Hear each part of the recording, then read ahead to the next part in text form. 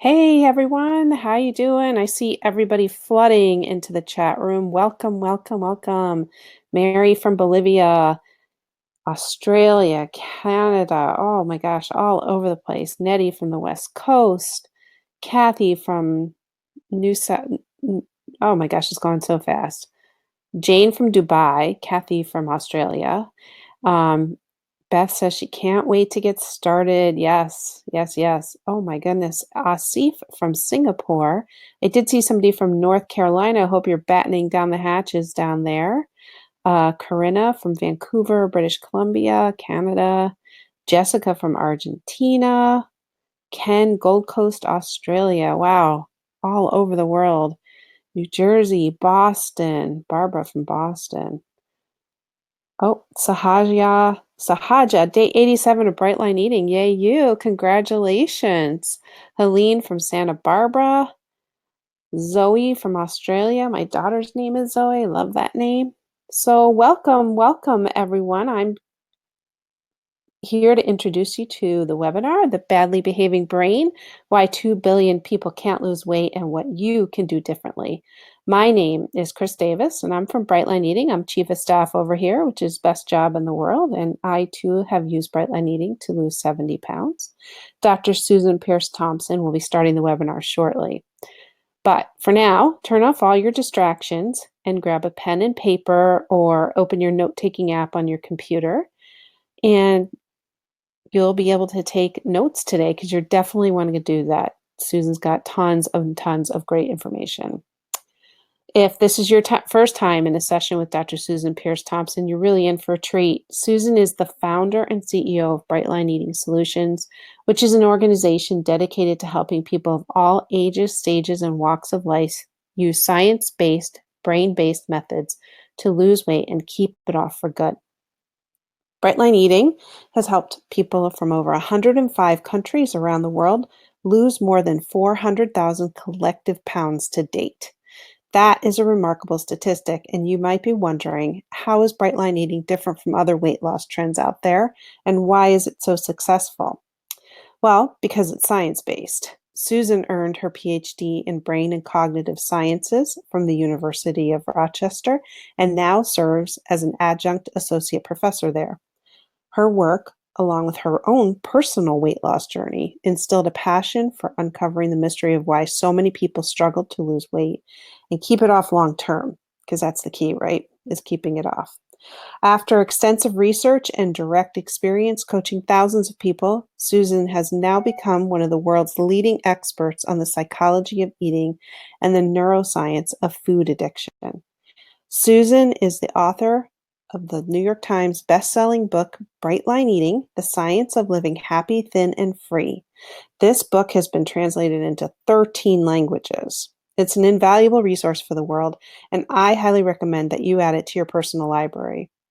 I'm very excited for you to go through today's masterclass. Susan leads with heart, honesty, and integrity. You'll not only love her, but you'll be blown away by what you learn today. Her approach isn't just effective, it's truly revolutionary. So sit back, relax, and get ready to learn. Make sure you stay till the end because Susan's giving away a very special gift. With that, please help me welcome Dr. Susan Peirce Thompson. Oh, thanks so much, Chris. Thank you, thank you, thank you. Thank you for that wonderful introduction. Hi, everyone. I'm Dr. Susan Peirce Thompson, and thank you all so much for being here today. I know your time is super valuable, and I promise that the information I will share today will be well worth your time and energy. And as we get started, I'm going to mute the chat thread. I got so sucked into I'm just going to admit something here. I got so sucked into the chat thread that I forgot to advance the slides for the beginning when Chris was doing her introduction. That was my job to advance the slides, but I was looking at all of your where you're from and everything you've been saying and how much you're looking forward to the webinar. And it was, so here's the thing, the chat thread is a little addictive. Will you agree? Like if it's happening in there, you don't want to miss, you get this fear of missing out. So we're going to silence the chat thread so that when I go through the science portion of this webinar, you won't be like me over there in there missing the good stuff, right? So Also, research shows actually that when we multitask, when we switch between one thing and the next, back and forth, another thing happens, which is that it kills our enjoyment of the time we've spent. We suddenly feel significantly less happy, less engaged, less, less happy with what we're doing. So I want you to enjoy the time that we're going to spend here today. I want to enjoy it too. And so that's why the chat thread is going to be muted for a while. So I'm wondering if someone on my team can switch the sticky note on the top of the chat thread to say something about what people can do if they're experiencing technical difficulties, because that's the one thing that I wish people could if they're having technical difficulties, I want them to be able to reach us or to get support or whatever. So that sticky note up there at the top of the chat thread is about to say something, some instructions for what you can do. Like if you can't see, if you can't hear, etc. Here we go. If you have any issues with sound or video, see that, the yellow at the top of the chat thread? So that's what you do there. Okay, perfect. Susan? Yes. Can I just hop in? I see several people are concerned about a replay, and because they're registered and they're in the webinar, they will get a replay link after the webinar is finished. Thank you, Chris, for clarifying that. Perfect. Beautiful. And there also is another, I'm going to be doing this again live tomorrow night, an hour earlier, 7 p.m. Eastern, which means that you can forward the registration link to any of your friends if you'd enjoyed it and so forth, and you can let them know. I will be doing it one more time. Okay, is that everything? Are we good? I think we've taken care of all the housekeeping stuff. Yes? I think we're good. Okay, so we're going to go ahead and get started. And I'm going to start with some rather disturbing statistics. Did you know that in the United States alone, 108 million people are on a diet currently? And actually, the real number is going to be higher than that, because that statistic comes from a marketing report called the U.S. Weight Loss and Diet Control Market. It comes out every other year in odd years, and it measures the money that people spend on diet-related products and services. But there are additional people who are trying to lose weight who aren't actively buying diet products. They're just trying to eat clean on their own, or they research stuff on the internet or whatever. So there's actually more than that. So at least 108 million people are currently on a diet. And did you know that the average dieter makes 4 to 5 new attempts each year? They don't even realize it, but they're starting over and over again. It's horrifying. And among the millions of people trying to lose weight, there is almost no success. Fewer than 1% get slender, and even fewer stay slender, because almost all of those who get slender regain the weight. So the actual percentage of people who get slender and stay slender is infinitesimal. It's just tiny. Whew. These are discouraging statistics, aren't they? People are literally well, not literally, they're figuratively hitting a brick wall. Did you notice that recently the word literally started meaning figuratively? Anyway, people are hitting a brick wall when it comes to weight loss. Today, I want to share with you why this is happening. And I want to give you some insights, some information, and some concrete tools that you can use to help encourage you and put you on the right path to losing weight and keeping it off for good. So here's what I'm going to show you: how your brain prevents you from losing excess weight. You'll also learn why it's so hard to stop eating certain foods.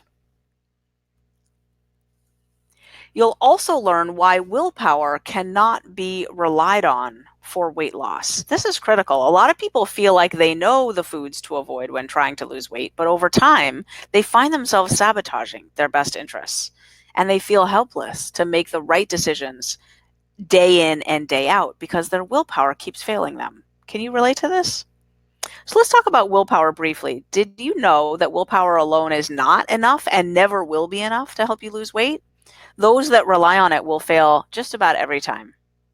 So I'm going to explain the science of why this happens and exactly how you can avoid this common mistake. There is a solution, but I don't hear anyone else out there talking about it at all.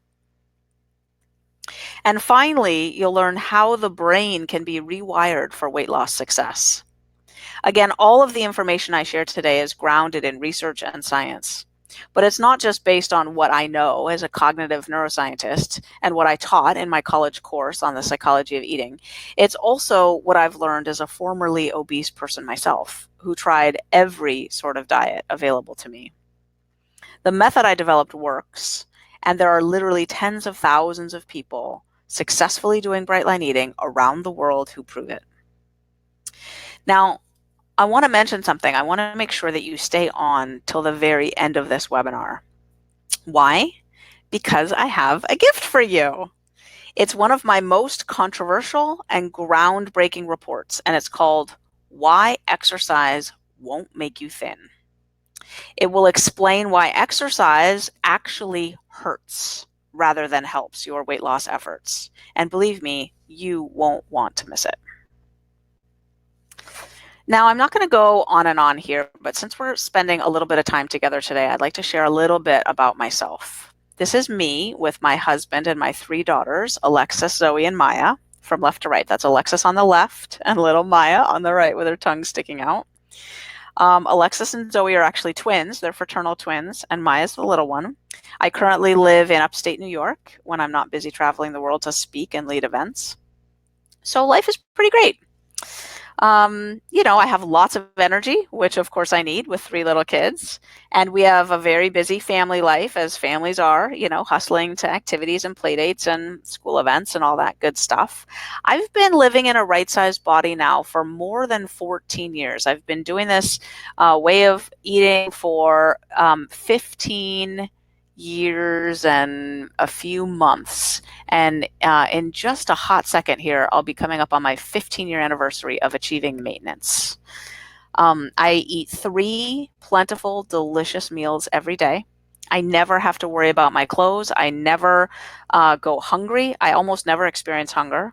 I wear out my clothes. I actually have like my favorite pair of black slacks that I wear really frequently. They're wearing out now. They're just getting threadbare because they've been fitting consistently for 15 years.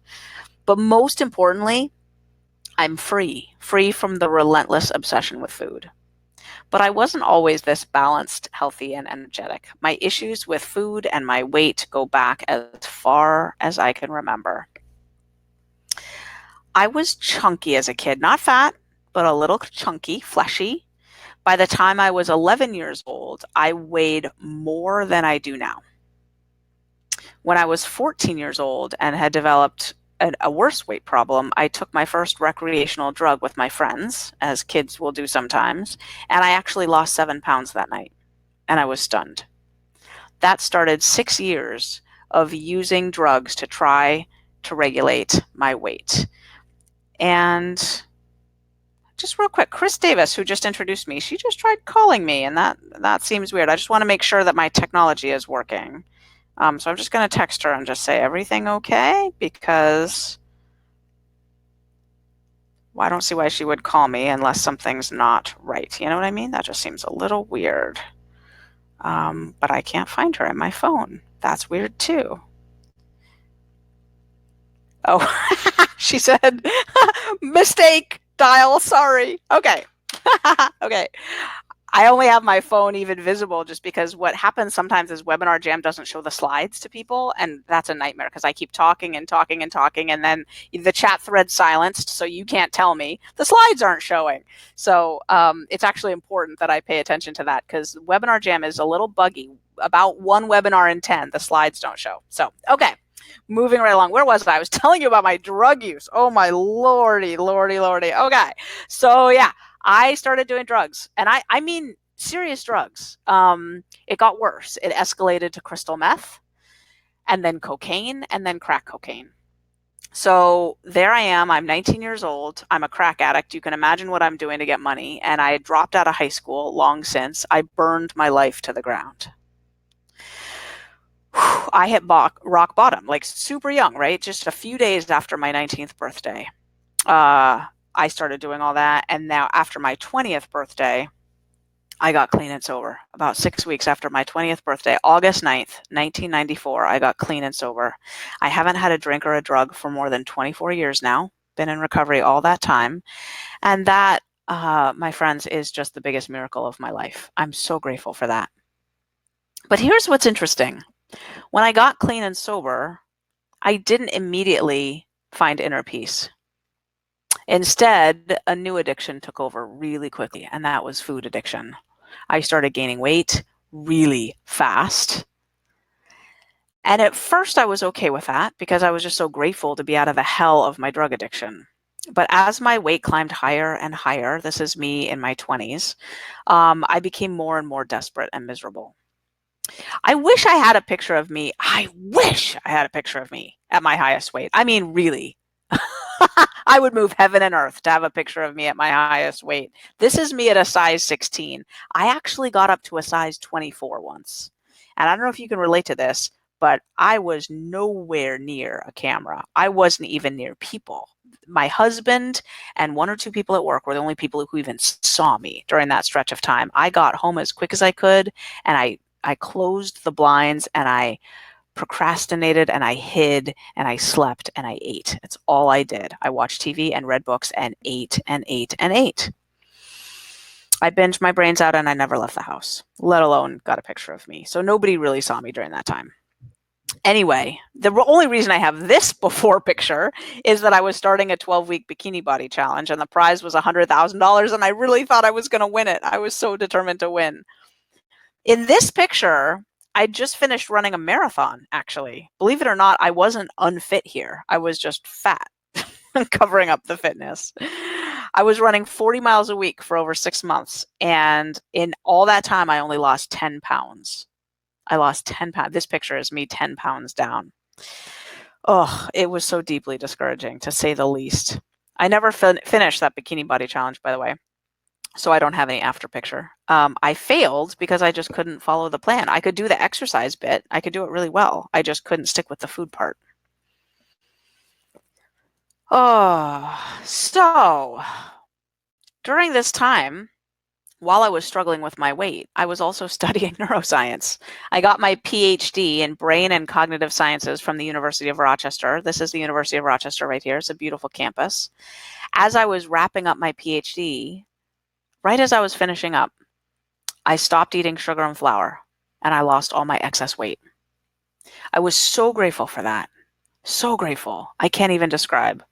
So I poured my heart and soul into helping others in this 12-step program for food addiction that I was in. And then I went off to do my postdoc, and then I became a tenured psychology professor. And over time, I came to realize, as I was teaching a college course now on the psychology of eating, and I was teaching about the neuroscience of food addiction, I came to realize that we need to understand the science of what's going on as well. It became very clear to me that getting the brain on board was the key to weight loss. And that was the seed from which Bright Line Eating sprouted, and the beginning of me living happy, thin, and free from my battles with food. So I started Bright Line Eating in 2014, not to start anything, really. I just wanted to write a book. That's it. But in order for the book to reach as many people as possible, I wasn't going to self-publish. I wanted an agent and a publisher. And they required that I have a following in advance. They called it a platform. So I was trying to write a book proposal and build a platform. I didn't even know what that meant. I literally had to Google, what is a platform? And it was like, okay, speaking events, podcast, Twitter following, whatever. The only platform that I could even fathom starting, at that time, my kids were 5, 5, and 2. I was teaching 4 to 5 college classes every semester, and I was the assistant chair of the psychology department. There was no way to add, a speaking tour into my life. It was ridiculous. But I could picture starting an email list. So I started an email list in August of 2014. And as I interacted with the people on my new little email list, I realized that they they told me that they needed something. They were like, how do I eat in restaurants? How do I travel? How do I feed my kids?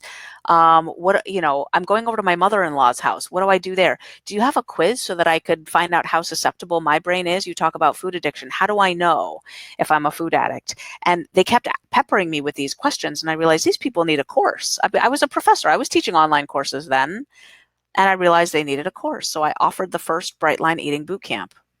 That was October of 2014. There were 40 people in it. I capped registration at 40 people. It sold out. And it just grew and grew from there. I offered another boot camp in February, another one in June, another one in October. And then it just exploded. Bright Line Eating has grown exponentially. Our movement has grown exponentially.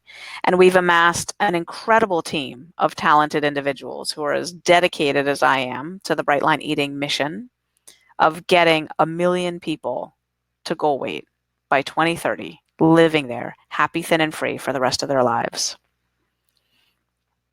So this is me now. I've been slender now, like I said, for just a hair's breadth away from 15 years. And going from obese to slender like that, I don't know if you know this. Really, I said it before, but almost statistically speaking, almost nobody does that. This statistically puts me in the top 1/100th of 1% of successful weight loss maintainers. And that's why I'm compelled to teach people how to do what I did. What's been impossible for so many people up until now is finally possible. Okay, that's more than enough about me. Let's get back to you. Today, I want to share as much as I can with you about how I have stayed slim for 15 years and how I've helped thousands of people around the globe to lose weight and keep it off. We have about 75 minutes together, and then I'm going to stay on for Q&A. I will stay on for as long as you want. I will answer every question. But during this webinar portion here, I'm going to be sharing the 3 biggest reasons why people can't lose weight and keep it off. I'm going to answer, what are people struggling with? What are they doing wrong? Hundreds of millions of people try countless diets. I said that. Hundreds of millions of people. You don't believe me? There's 2 billion people overweight or obese in the world now. And research shows that at any given moment, 60% of the females and 40% of the males are trying to lose weight who are overweight or obese. That means there's roughly 1 billion people right now trying to lose weight, and almost none of them are successful.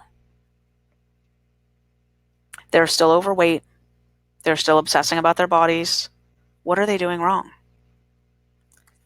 Each of the 3 reasons that prevent people from losing weight has to do with how the brain is wired. Now, remember, I'm a neuroscientist. My Ph.D. is in brain and cognitive sciences, so brain science is my specialty. But I promise, don't worry, I will share these reasons in a way that's going to be super easy for you to understand. What I'm going to do is I'm going to count down the 3 biggest reasons why people cannot lose weight, from number 3 down to number 2, down to number 1. More importantly, I'll show you how to correct these mistakes so you can live happy, thin, and free. So please stick with me until the end. The number 1 point will change how you look at food and weight loss for the rest of your life. I promise. You won't want to miss that one. And don't forget, if you stay until the end, you'll also receive my free special gift, Why Exercise Won't Make You Thin. Okay, are you ready? Let's count down the 3 science-based reasons why most people struggle to achieve their ideal weight. The number 3 reason is because of something that I call powder addiction. Go ahead and write that down. You got that? Powder addiction. So what is powder addiction? And what powders am I referring to? Well, the powders that I'm talking about are sugar and flour. Whether you know it or not, they are highly addictive. In fact, I will show you how sugar and flour act exactly like heroin and cocaine in the brain, and why foods made with these ingredients are so difficult to resist. So let's talk about cravings. Cake, donuts, pizza, chocolate, all examples of foods that wreak havoc on weight loss efforts. Have you ever craved any of these foods? What you need to know about cravings is that they're all about motivation. Cravings are what drive people to eat things that they know are not in their best interests or are healthy choices, right? They're an addiction reward motivation pathway in the brain. So here's the reward circuit in the brain. The main driving force of cravings is this green area right here. It's the nucleus accumbens, this guy right here. Now, occasionally the prefrontal cortex, this purple area, can rein in a craving. But in certain cases, if the nucleus accumbens is weakened for some reason, the craving takes hold and the nucleus accumbens just basically wins out. Okay. The craving takes over. Now, it doesn't make sense if the nucleus accumbens is weakened. Why would it win out? That'll make sense in a second. Okay. So why does that happen? To understand, you need to know about a neurotransmitter. Okay. You've probably heard of it. It's called dopamine. Now, a neurotransmitter is a fancy word. It's just simply a chemical messenger in the brain. It passes information from one brain cell to the next. Okay. So when a person does something that gives this part of the brain an addictive hit, that part of the brain is flooded with the neurotransmitter dopamine. I mean flooded. Let's take pornography, for example. This guy on the left is watching porn, okay?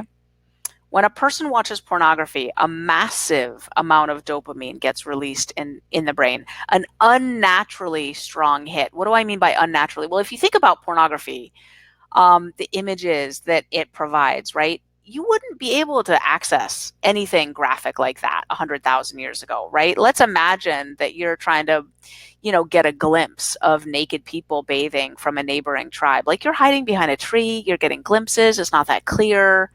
There's no way to get access to the kind of graphic stimulation changing up on you on demand. Like those sorts of scenes, those are just not natural. That's not what people actually look like when they're having sex, right? So pornography, it produces an unnatural flood in the brain, very similar to donuts. Okay. When donuts also produce an unnaturally strong hit. The sugar and flour in donuts, you can't get that 100,000 years ago. You might be able to steal some honey away from the bees. Rarely, right? You're lucky if the berry bushes are in bloom. Like that's where your sweetness is coming from, right? And berries are healthy foods today, right? Berries are what you eat when you're trying to quit eating donuts.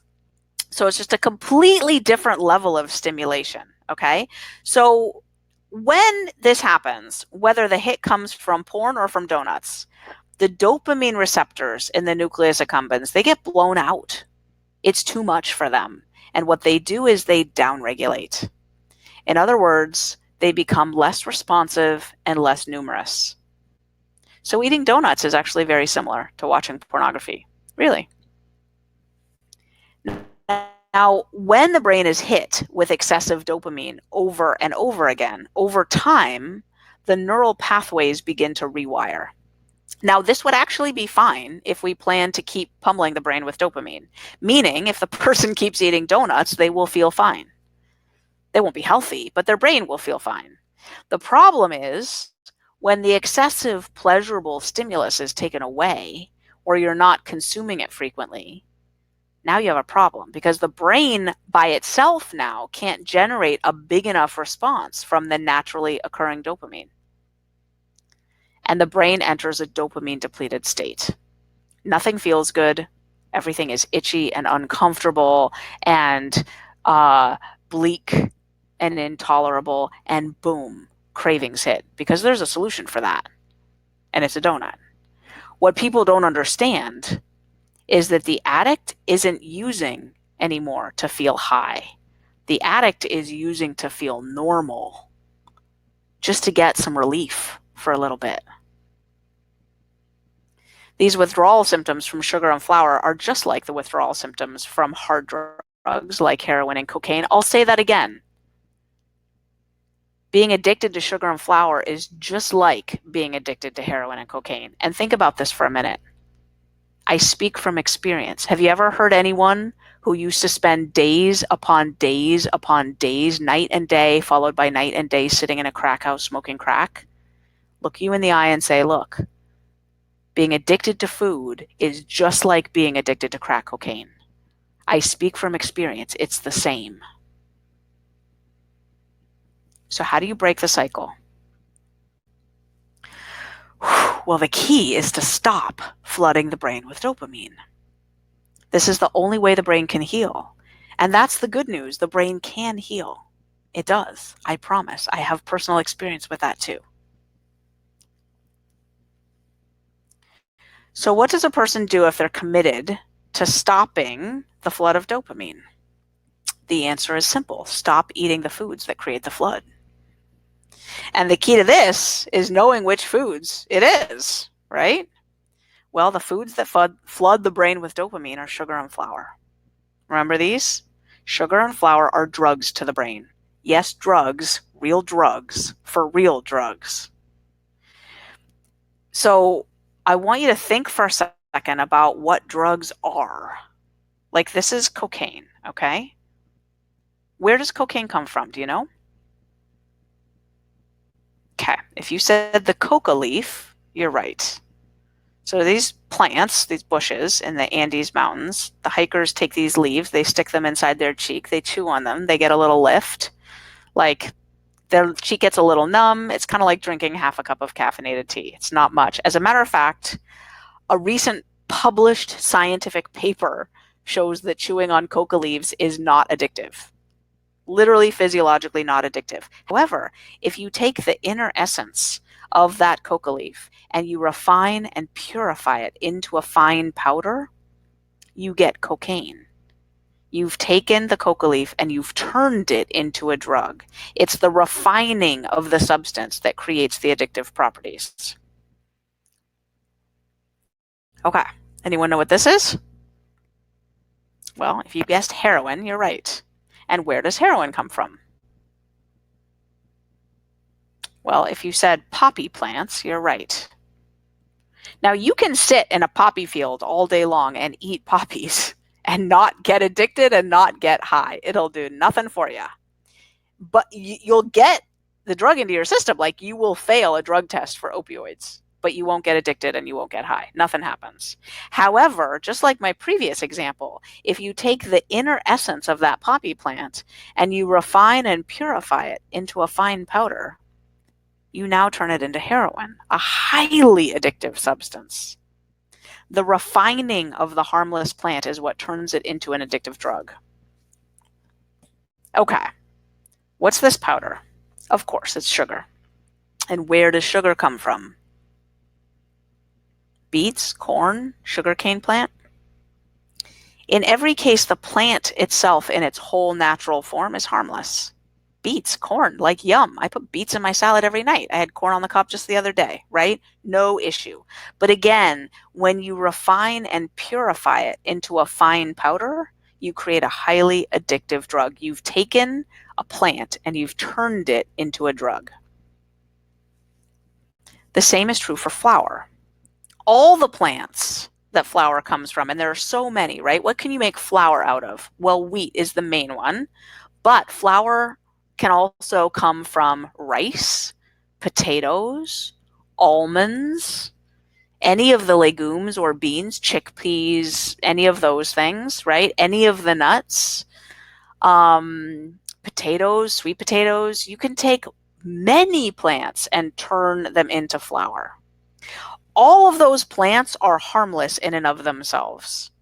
I would eat any of those plants, but when refined into a fine powder, they become addictive. You take a harmless food and you turn it into a drug. Look at this. That's cocaine in the top right. That's flour in the bottom right. Look at how similar they look. Isn't that crazy? It's like they're identical. Could you even tell the difference if the picture of the flour didn't have the bag and the wheat sitting next to it for context? Now, I want to clear something up. People talk a lot about wheat and gluten in regards to sensitivities and allergies like gluten intolerance or celiac disease. But I'm not talking about that. That's a genuine issue, and it affects about, if you include celiacs, it's like less than 1%, but if you add gluten sensitivities in there, it's like 12% of the population. That's not what I'm talking about. What I'm talking about is any kind of flour. It's the refining process that makes it addictive. It's not just wheat flour. You're not scot-free if you start eating almond flour, right? The underlying science behind what's going on here is that anytime you extract the inner essence of a plant and refine it into a powder, when the plant is refined, what you've done is you've exponentially increased the surface area of each molecule being exposed to digestive enzymes. It's about surface area. And then all the properties, the fructose, the glucose, the fat, all of it, it floods into the system super fast, and that impacts your system like a freight train, as opposed to a tiny little drip, right? It impacts insulin, it impacts glucose, all of that, and it creates the dopamine rush. Let's take a look at what that dopamine rush actually does in the brain. These are PET scans of living, alive, waking, breathing human beings, okay? On the left, you have the normal brain. See the red area on the left? That's a healthy dopamine response to average stimulation. If someone has been doing cocaine, look in the middle now, a normal day, it's not good enough. Do you see that? There's no red left. There's not enough dopamine. That person is not feeling good right there. They need a hit. Now look at the obese brain on the right. Even less red, meaning less dopamine. Less yellow, less green on a normal day. So that person is off to get donuts, right? It's not funny. Not to get high, but to get normal, just to get through the day. Okay, back to these foods. How do you find out what foods people are addicted to? It's actually really simple. You just ask them. You ask them questions like, what foods would you drive across town in a snowstorm for, right? What foods do you crave? It's not broccoli. And we found out because scientists have asked people. There are studies on this, published scientific studies on this. It's cake, cookies, crackers, pizza, chocolate. It's sugar and flour. So here's a really good question then. Why isn't everyone addicted? Given how brains interact with sugar and flour, and that 80% of the calories in the supermarket have added sugar in them, just added sugar, let alone flour, right? Why aren't we all addicted? And why aren't we all obese? The answer is that drugs don't affect every brain the same way. Not everyone can get addicted, and I mean even, believe it or not, to heroin and cocaine. Don't believe me? Take, for example, someone being prescribed Vicodin after a back surgery. Now, some people will take that Vicodin as prescribed, and they'll be able to stop as soon as their pain has lessened. Other people start to abuse the prescription, and before they realize it, they need more and more Vicodin to feel the same effect. They've become addicted. The reality is that to any drug, there is a range of addictive susceptibility in different brains. Okay? This is so critical. Research shows that there is a susceptibility scale to addiction, to all addictive things. Now, I'm going to talk specifically here about food addiction, but again, this applies to all addictions. The susceptibility scale for food addiction goes on a scale from 1 to 10. I created this scale, okay? We have research on this. Research shows, this is our research that we've done, 1/3 of the population in a representative sample is low on the scale. 1/3 is moderate and 1/3 is high. This is correlated with findings out of the Yale Food Addiction Lab, okay, where they find exactly the same thing. It's also been done in rodents. It's true for them too, and for all addictions, okay? So let me describe this. For people low on the susceptibility scale, it's not hard for them to stop eating when they feel full. They rarely experience cravings, and they're not spending much of their time or energy at all on food and weight concerns. Now, here's the thing. These people low on the scale may still be overweight. They could even be obese just by eating too much tasty and unhealthy food. It's very easy to do these days, but they're not thinking about it that much unless their health becomes an issue. Some of them come to Bright Line Eating, and we help them to lose their excess weight for sure. People who are in the mid-range on the susceptibility scale, they sometimes do struggle with their food and probably with their weight as well. Not necessarily, but probably. They're no stranger to cravings. And they may be spending more of their life's focus on food and weight loss efforts than they would like. For people on the high end of the scale, on the high end of the scale up here, it's a totally different issue. No amount of food will satisfy them reliably. Maybe you feel satisfied on some meals, but then the meal comes where you just can't stop eating.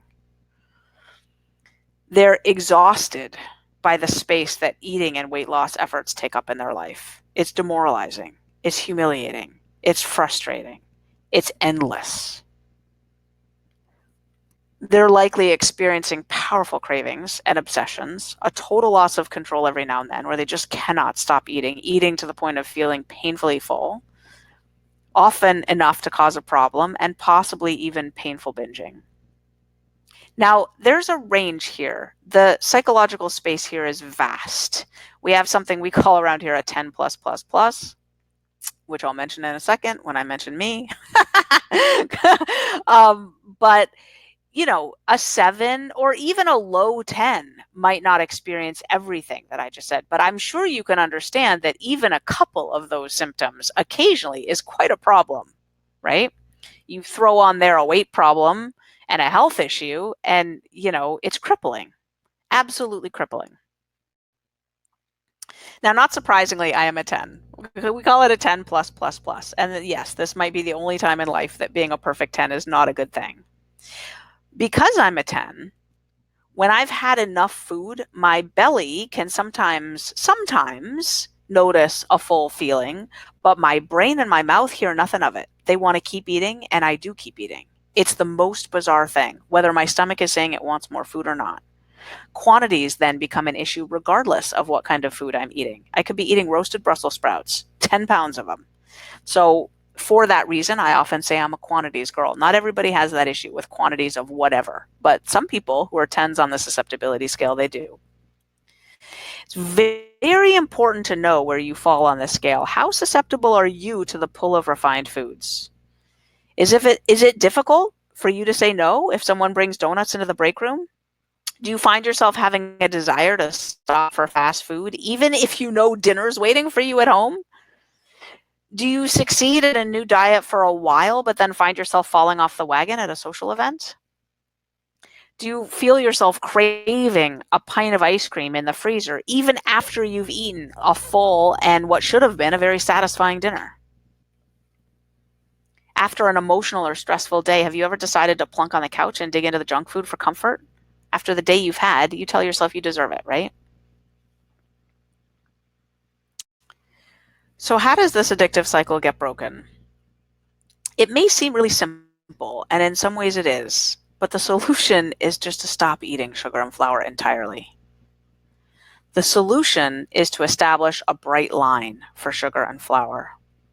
What does that mean? Bright lines are clear, unambiguous boundaries that you just don't cross, like drawing a line in the sand. Very similar to that. It's just like quitting smoking. If you were trying to quit smoking, you wouldn't have one cigarette every once in a while. You would cut them out entirely. That's a bright line for cigarettes. Now, many people are horrified when I say this. They just can't imagine never eating sugar or flour. Here's the thing, though. There are so many other foods. Lots of other delicious, filling, easy options. I love this. Look, Brightline Bites. These are the photos that people are posting with hashtag Brightline Bites. All over the internet. Just look it up. Hashtag Brightline Bites. Type it in. Go to Instagram. Go to Facebook. But people are so conditioned to go for that quick dopamine rush. Now, most people don't realize how much sugar and flour they're eating. So awareness is the first step to eliminating it. Just think back. What were the last few meals you ate? How much sugar was in there? How much flour was in there? Later in the webinar, I'll share a few strategies for cutting out sugar and flour entirely. I got you. I got your back. It'll be okay. I know some people get really distressed around this part of the webinar. Like, really? Oh, but no worries. Okay. For now, let's move on to the big reason number 2. Are you ready? The second biggest science-based reason why people struggle to achieve their ideal weight is likely something you've never heard of before, unless you've read my book, right? Then you would have. But it's called insatiable hunger. Okay, you know what insatiable means, right? It means it can't be satisfied. When I say insatiable hunger, I'm not talking about, oh, I haven't eaten all day and my tummy is really rumbling. No, no, no. I'm talking about the kind of hunger, quote unquote hunger, where after eating a full dinner, someone will sit on the couch and eat a bag of popcorn. And then when that's gone, go to the freezer for some ice cream. This is an entirely new kind of hunger, evolutionarily speaking. Our ancestors didn't ever experience it. It's an especially weird kind of hunger because it's actually not satisfied by eating. So why is this happening? Why can't people stop eating? The answer to why this is happening, this insatiable hunger, has to do with a hormone in the body called leptin. And these rats are about to explain this critical piece. But first, what is leptin? Leptin is the hormone that tells the body, I'm not hungry and I feel like exercising. It's the hormone that makes us get active, to take all the fuel we just consumed a bit ago and use it now to go do something important to ensure our evolutionary survival. Like, go do something. Go do something that will allow us to survive. Go build a hut. Go find a mate. Go kill a wildebeest so you can eat tomorrow, right? Go do something with that fuel. So back to the rats. This little guy on the right, he has plenty of leptin. He's a normal rat. The rat on the left happened to have been born without the gene that makes leptin. So he's got no leptin at all. His brain never gets the signal to stop eating or to start moving. In fact, the only way to get this big guy to move is to move the food trough. And then he will slowly waddle over to the new location and plop down and keep eating. However, researchers discovered, this was like in the mid-90s, if you give him leptin injections, he will start running around on the hamster wheel and he will stop eating so much and he will get thin really fast. He will be this rat's size in a blink. Now, researchers got super excited. Well, not just researchers, pharmaceutical companies got super excited when they discovered this, and they started spending millions of dollars and injecting people with leptin and putting it in pills, and it didn't work. It didn't work at all. Nobody lost anything. So then the researchers decided to check whether people are even leptin deficient in the first place. The fatter you are, the less leptin you should have, right? No, turns out it goes the other way. The fatter you are, the more leptin you have. Well, uh-oh. So we had to figure a little bit more out. Actually, it makes sense because leptin is released by fat cells. Leptin is the feedback mechanism, the signal that when your fat cells get nice and plump, they release all the leptin and it goes up to the brain. It says, you can stop eating now. We got enough fuel on board. Again, go build a hut. Go kill a wildebeest so you can eat tomorrow. You got plenty of fat on board. No need to eat anymore, right? The problem is actually that for people who have trouble losing weight and keeping it off, their brains can't see the leptin. It's called leptin resistance. Leptin resistance. The leptin is being blocked. Individuals with leptin resistance experience all of that insatiable hunger all the time. The signal to stop eating never comes. The brain just can't see it. And actually, if you measure, they actually show all the physiological markers of starvation. Obese and still eating, and their brain thinks they're starving.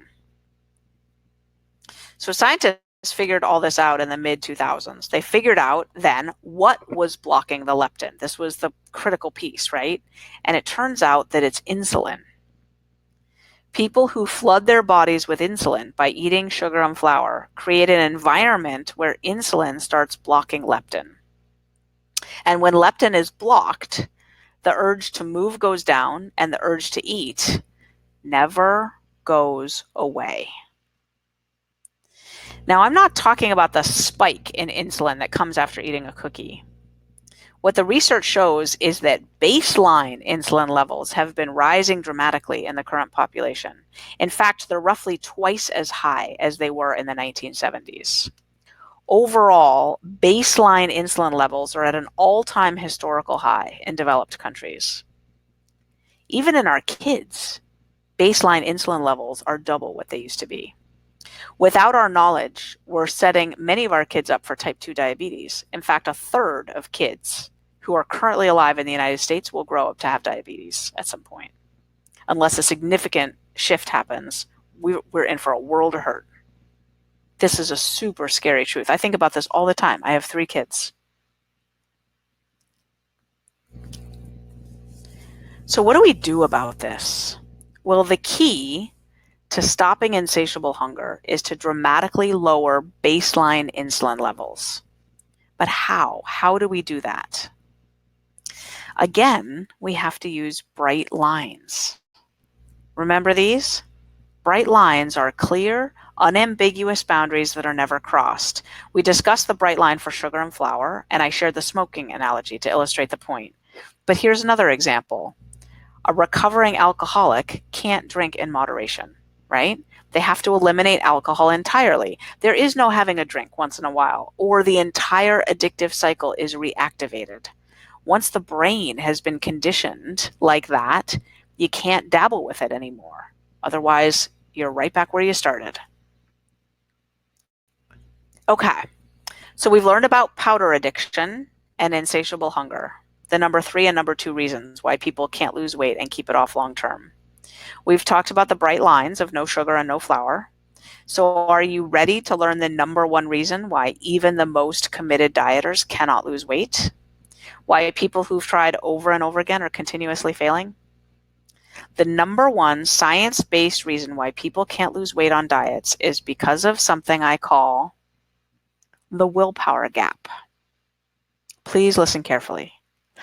What I'm about to share is absolutely key to understanding how and why weight loss has proven so difficult, really impossible, for almost everyone. No matter what plan you're following, this will come into play. Let's talk about willpower. Willpower is supposed to be used to make good choices, right? It's supposed to help us. We're supposed to be able to marshal it, right? Marshal our will. Here's the thing. Most people actually know what they should and shouldn't be eating. Seriously. In my experience, people with food issues tend to be some of the most nutritionally educated people in the world. But let's not take them. Let's take average people. Even average people will score 90% if you give them a flashcard quiz about what foods are good for them and what foods are not. People know, like in this picture, right? It's not ambiguous. People know what they should be eating.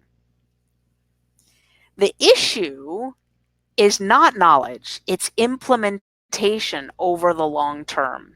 The problem is in execution. Here's a perfect example. It's Friday night at the end of a busy week for a tired working mother. After wrangling the kids, will she be able to get produce out of the fridge and make a salad? Or will that working mother look at her spouse and say, "Do you want to order a pizza?" To understand why this happens, you need to understand what willpower is. So what is willpower? Why is willpower unable to be marshaled, unable to be activated in that moment when that mom is considering ordering a pizza? She's weakened, right? Well, she is. Her brain is. Willpower is like a rechargeable battery with only 15 minutes of charge. 15 minutes. Can you imagine if your phone only had 15 minutes of charge? How brutal would that be? And here's the thing. Many, many activities throughout the day deplete your willpower, use up that charge. Parenting, checking email, making decisions, working, sitting in traffic, persevering on tasks, exercising, resisting temptations, regulating emotions, on and on and on. They all deplete willpower. To make things even worse, willpower is fueled by brain glucose. So when blood sugar is low, which naturally happens at different times throughout the day, people are even more ineffective at making the right choice when it comes to food. This is all happening right here in the blue part, in the anterior cingulate cortex, which is right behind the prefrontal cortex, which is right up here, right? This part of the brain, the anterior cingulate cortex, it simply craps out when the willpower battery is low. It's the most easily exhaustible part of the entire brain. Activity in this part of the brain becomes unnaturally, unusually sluggish very easily. And this creates what I call the willpower gap. Everyday stressors tax willpower. People are likely to fall into this huge gap between what they promised themselves they'd be doing with food and what they're actually doing with their food. Look at it this way. Let's say you've had a long, stressful day at work and you know there's no food in the house, so you stop at the grocery store on your way home. But instead of picking up healthy ingredients to make a meal like you know you should, the prepared food section draws you in and you end up buying Chinese food. And there you are again. So what's the fix? How can falling into the willpower gap be avoided? It's not like people can completely eliminate all the stress from their lives, right? And I don't actually want you to try to do that. Stress is necessary. I know this isn't a message you hear out there a lot, but it's true, right? Think about it. Stop checking email, stop taking care of your kids, stop having any kind of meaningful relationships lest you have an argument. Can you imagine? No. So what's the solution? The solution is to automate your food. The solution is on the other side of the equation. It's to take your brain and its tendency to block your efforts out of the equation entirely. You have to assume that you have no willpower, and you have to find a plan that will work anyway. It's going to work like this. Do you stress about brushing your teeth? Do you have a sticky note on your mirror that says, today's the day, don't forget to brush your teeth?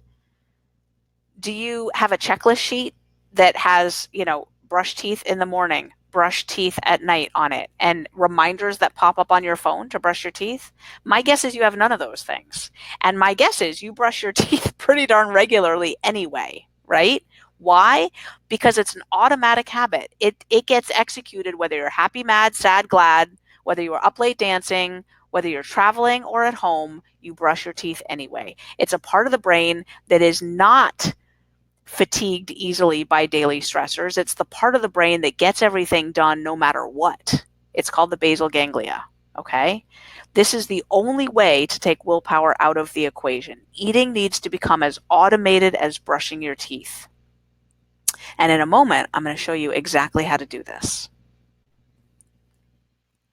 For now, let's review what we've learned.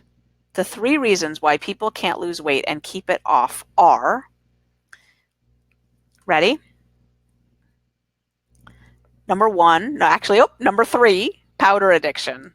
Sugar and flour act like drugs in the brain, so they have to be eliminated entirely, like drugs. Next up, insatiable hunger. People are eating foods loaded with sugar and flour, which floods their bodies with insulin. Insulin blocks leptin, which creates this freakish kind of hunger, insatiable hunger, a kind of hunger that's never satisfied. And finally, willpower gap. Willpower is like a battery with only 15 minutes of charge, and it's constantly being depleted. So when it comes time to make a healthy food choice, you fall into the gap between what you know you should eat and what you inevitably actually choose to eat. So now that you know these reasons, what can you do about them? Listen carefully, because this is the most exciting part of the webinar. I'm going to go really deep now and teach you exactly how to get your brain working for you when it comes to weight loss. Are you with me? Okay. Well, actually, before we start, we've been sitting for quite a while now, so I want you to get up for a second with me. I'm getting up too, will you? Let's get up and just move for a second before we tackle the next section. You can stretch, you can shake up and down, you can jump a little bit. Okay. Take your arms out, side, up above your head. Feel that? So good. Okay. Whew, I needed that. Awesome. Okay. I wish more teachers, and when I was in school, would have done that. After a little while sitting, you really need that. Okay. You ready to refocus? Okay. Here is a scary statistic. The prediction is that by 2030, 50% of Americans will be obese. Not overweight, obese. We're at 40% now. Did you know that? It used to be a third. It used to be 33% not that long ago. When I started Bright Line Eating, it was a third. Now it's 40%. We're climbing that rapidly. Why is this so serious? It's not just about how it feels to be overweight. I know that feeling well, and that is horrible. Shopping for clothes is horrible when you're obese. Getting dressed every morning is horrible. Trying to keep up with anything, the kids, whatever. I remember when I had difficulty tying my shoes. There was this point where I couldn't easily tie my shoes. I could do it, but it was really hard. I had to suck my wind way in, and it was very painful. So I stopped buying shoes that I had to touch at all. I only bought shoes that I could slip onto my feet without touching them at all. No tying. So it's not just about how it feels to be obese. Here's what's even scarier. Did you know that 63% of us are dying? Dying prematurely from diet-related diseases. Dying when we don't have to be dying. Overweight people are gravely shortening their lifespans.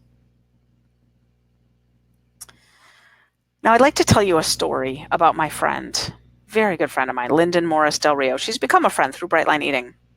Lyndon works for me now. She was 188 pounds at her highest, and she's like me. She does not have a picture of her then. This is her way thinner than that. This is her at a moderate weight, not her highest weight at all. This is her in like the 160s. Lyndon is one of the smartest, most talented, most motivated women I know. She's a painter. She plays multiple instruments. She's so amazing, but she just couldn't lose her weight. She tried an endless number of diets, and she was thoroughly disheartened, disgusted, frustrated, disillusioned. She honestly felt like a fraud and like a failure in her life. Every day, Lyndon would go to sleep at night promising herself that the next day would be different, that she would make the right choices with food the next day. And she never did. Even though she'd started experiencing potentially fatal heart events with regularity, and they freaked her out, she couldn't stop eating. Okay, hold on to that. We'll come back to Lyndon's story in just a little bit. Okay, so here's the thing. It's not just about weight. We've been talking a lot about weight, but there's something I need you to know. 22% of slender people qualify as full-blown food addicts. On our test, 22% of people in right-sized bodies are super high on the susceptibility scale. So I just want to say, thin by itself does not mean that there's no issue. Maybe they're purging, maybe they're exercising a lot, maybe they're using laxatives, maybe they're just obsessing all day long about the one cup of, non-fat frozen yogurt that they're going to let themselves eat, and they can't think of anything but that, right? Thin by itself is not well. We know that really well now. Thin is pretty worthless by itself. I was thin when I was doing crystal meth, right? Thin is not healthy. Thin is worthless if it's not paired with happy and free. In Bright Line Eating, we go for the trifecta: happy, thin, and free. Another thing that I think is really important to mention is the obsession issue, right? How much time do so many people spend thinking about what they've eaten and what they're going to eat? There are so many better things to be thinking about. Kids, grandkids, friends, hobbies, meaningful work, making a difference in the world. I mean, what would you do with all the mental and emotional energy tied up with worrying about your body and your weight if that were not an issue anymore, right? Isn't anything preferable to thinking about food and weight constantly? How would it feel to truly be free? How would it feel to find a solution that addresses not only your excess weight, but leaves you not having to think about it anymore, right? The food obsession gone. Here's what I found in my years of experience. It is almost impossible to do this without the proper tools. It is almost impossible to get your brain healed and on board without help. People spend a lot of time, me included, back in the day, a lot of time trying to think their way into a solution, trying to figure out how to lose the weight by following a certain diet or exercising a lot or any other number of tactics. But remember this statistic: fewer than 1% of people lose the weight and keep it off. We have accepted this as normal. But nothing with a 99% failure rate is normal. And nobody wants to be stuck in that cycle of failure. I really, personally, truly know what it feels like to be hopeless when it comes to weight loss. I was succeeding with everything else in my life at that point. In the point of that before picture, I was excelling. I was a star student in a world renowned Ph.D. program. I just run a marathon. I was happily married. I had tons of friends. We owned a sweet little house. We had a dog and 3 cats. Everything was going great, but I couldn't get my weight down at all. I just couldn't do it. Remember, this is what I looked like not at my highest after I just finished training for a marathon. In the picture of my back, you can see the tan line of the running thing, the running bra that I was wearing to train for the marathon. It's still there. That's how recently I ran that thing. And then I discovered Bright Lines. I lost all my excess weight, and most importantly, I found freedom from all that food obsession. I finally figured out how to live happy, thin, and free. Now, all I want to do is help people who are walking in my footsteps so they don't have to feel that hopelessness anymore. And that is why I've made it my life's mission to share my solution with as many people as possible. That's why I created the Bright Line Eating Bootcamp. Okay, the Bright Line Eating Bootcamp is the way I've helped tens of thousands of people to shed their excess weight and keep it off. This is the exact program that I use. The Bright Line Eating Bootcamp is an 8-week virtual course. It's entirely online. You can do the entire program from the comfort of your own home. You don't fly anywhere to do the bootcamp. It's in your house on your computer. I'd love to share with you a little bit about the bootcamp. And while I do that, I'm also going to share 4 specific strategies that you can implement today to start losing weight. Weight that you will then keep off long term. I'm going to call out these strategies as I go through them. So grab a pen. You still have your pen? I want you to be ready. Okay. Now back to the bootcamp. What is it exactly? The Bright Line Eating Bootcamp is literally changing the face of weight loss. You can do it from anywhere. People have successfully completed the program from over 105 countries around the world. People lose a lot of weight in just 8 weeks. In fact, on average, during the 8-week bootcamp, participants lose 17 pounds per person. If they give the bootcamp their all, they lose 19 pounds on average. The vast majority keep losing weight after the bootcamp ends. And here's the critical thing. Almost all maintain their weight loss. In fact, we now have 2-year follow-up data, preliminary follow-up data from our research program. And what these preliminary data show is that 85% of people doing Bright Line Eating maintain a clinically significant weight loss 2 years out. And that's simply unheard of. Okay, so how do we do it? There are a few ways that we support you. The Bright Line Eating program is delivered to you through 8 weeks of educational videos. In the bootcamp, I've distilled my years of education and the college course that I used to teach on the psychology of eating. I taught that course for, I think, like 8 years. I taught that course. And I don't teach it anymore. There's no way to get that information except through the bootcamp. And every week, you get a new packet of videos. And they're tiny little bits of information. So you can, some of the videos are 3 minutes, some are 10 minutes. If you wanted to binge watch them all each week, it would take you about an hour and a half, 2 hours. And you will get the most potent information that will help you set the habits up that you need to catapult you into your right-sized body. In the videos, you're going to learn everything that you need to know so that you can begin to incorporate this program into your life. We will start you off with so much valuable information right in the first week. During your clean start process, I will cover exactly what you need to get started on the right foot, including how to get set up for success and how to get started with your new daily practices. The way it works is that the bootcamp is 8 weeks, but the clean start process comes first.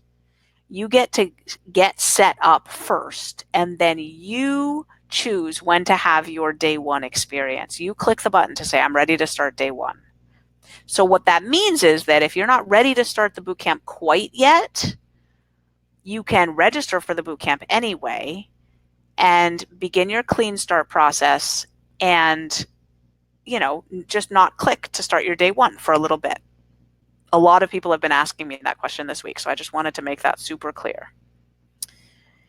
Now, in this clean start process, we also talk about what to expect in the weight loss phase. As I mentioned earlier, boot camp participants lose an average of 17 pounds per person in those first 8 weeks. Many people lose much more. Many people come into the boot camp with no weight to lose at all. They're averaged into those numbers. Even if they have weight to gain, they're averaged into those numbers. So people who have a lot of weight to lose typically lose way more than 17 pounds. And there are some important things that you're going to need to be prepared for during this time, but the clean start process makes sure that you're ready. One of my favorite teaching modules takes place during week 2. In week 2, we cover important information like how often to weigh yourself, what to tell your friends and family, how to formulate your emergency action plan so that you're covered when you experience temptations, and so much more. Every question and topic you can think of is going to be covered in these modules. It'll blow your mind. You will have perfect clarity about setting up your physical environment and your support system for perfect success. Fast forward now, one of my other favorite modules is Module 8. In week 8, by this point, you will be well on your way to living happy, thin, and free. By week 8, over 80% of people are experiencing no cravings anymore ever. They report that their eating has gotten easier. That's like 90% of people. Their confidence that they're going to succeed is sky high. In the week 8 modules, what we do is we go really deep. We start talking about things like grieving and gratitude and how these fit into your bright line eating journey. We'll also talk at that point about how to incorporate exercise back into your life. During the boot camp, when your body and brain are adjusting to the new way of eating, adding exercise is not helpful. In fact, it can actually derail your program. Now, this is the first of the 4 strategies I mentioned earlier. Are you ready? Write this down. Don't start an exercise program when you're trying to lose weight. Write that down. Don't start an exercise program when you're trying to lose weight. Now, I realize that this is probably the opposite of what you've been told in the past, but trust me, there's plenty of research backing me up. You can read all the details if you stay until the end of the webinar and you collect your free gift, Why Exercise Won't Make You Thin. But for now, suffice it to say, in week 8, we talk about reincorporating exercise if you want to. In addition to the video modules, you will get so many other systems to support you. So let me just go through them really quickly here. One of the essential things you'll get as soon as you join the boot camp is called the Rapid Release Weight Loss System. This is the exact system that I personally used to lose 60 pounds in 6 months. It works for people who are diabetics, gluten-free, plant-based, nutritarian, paleo, any eating approach you can think of. Okay, so if you say, oh, but there's certain foods I can't eat, will this work for me? Yes, it will work for you. There's nothing that we can't work with, unless your doctor is telling you that you have to eat cookies every night. Just kidding. No doctor says that. Okay. Do you remember how I mentioned the importance of automating your food and how knowing what and when to eat is critical to avoiding the willpower gap?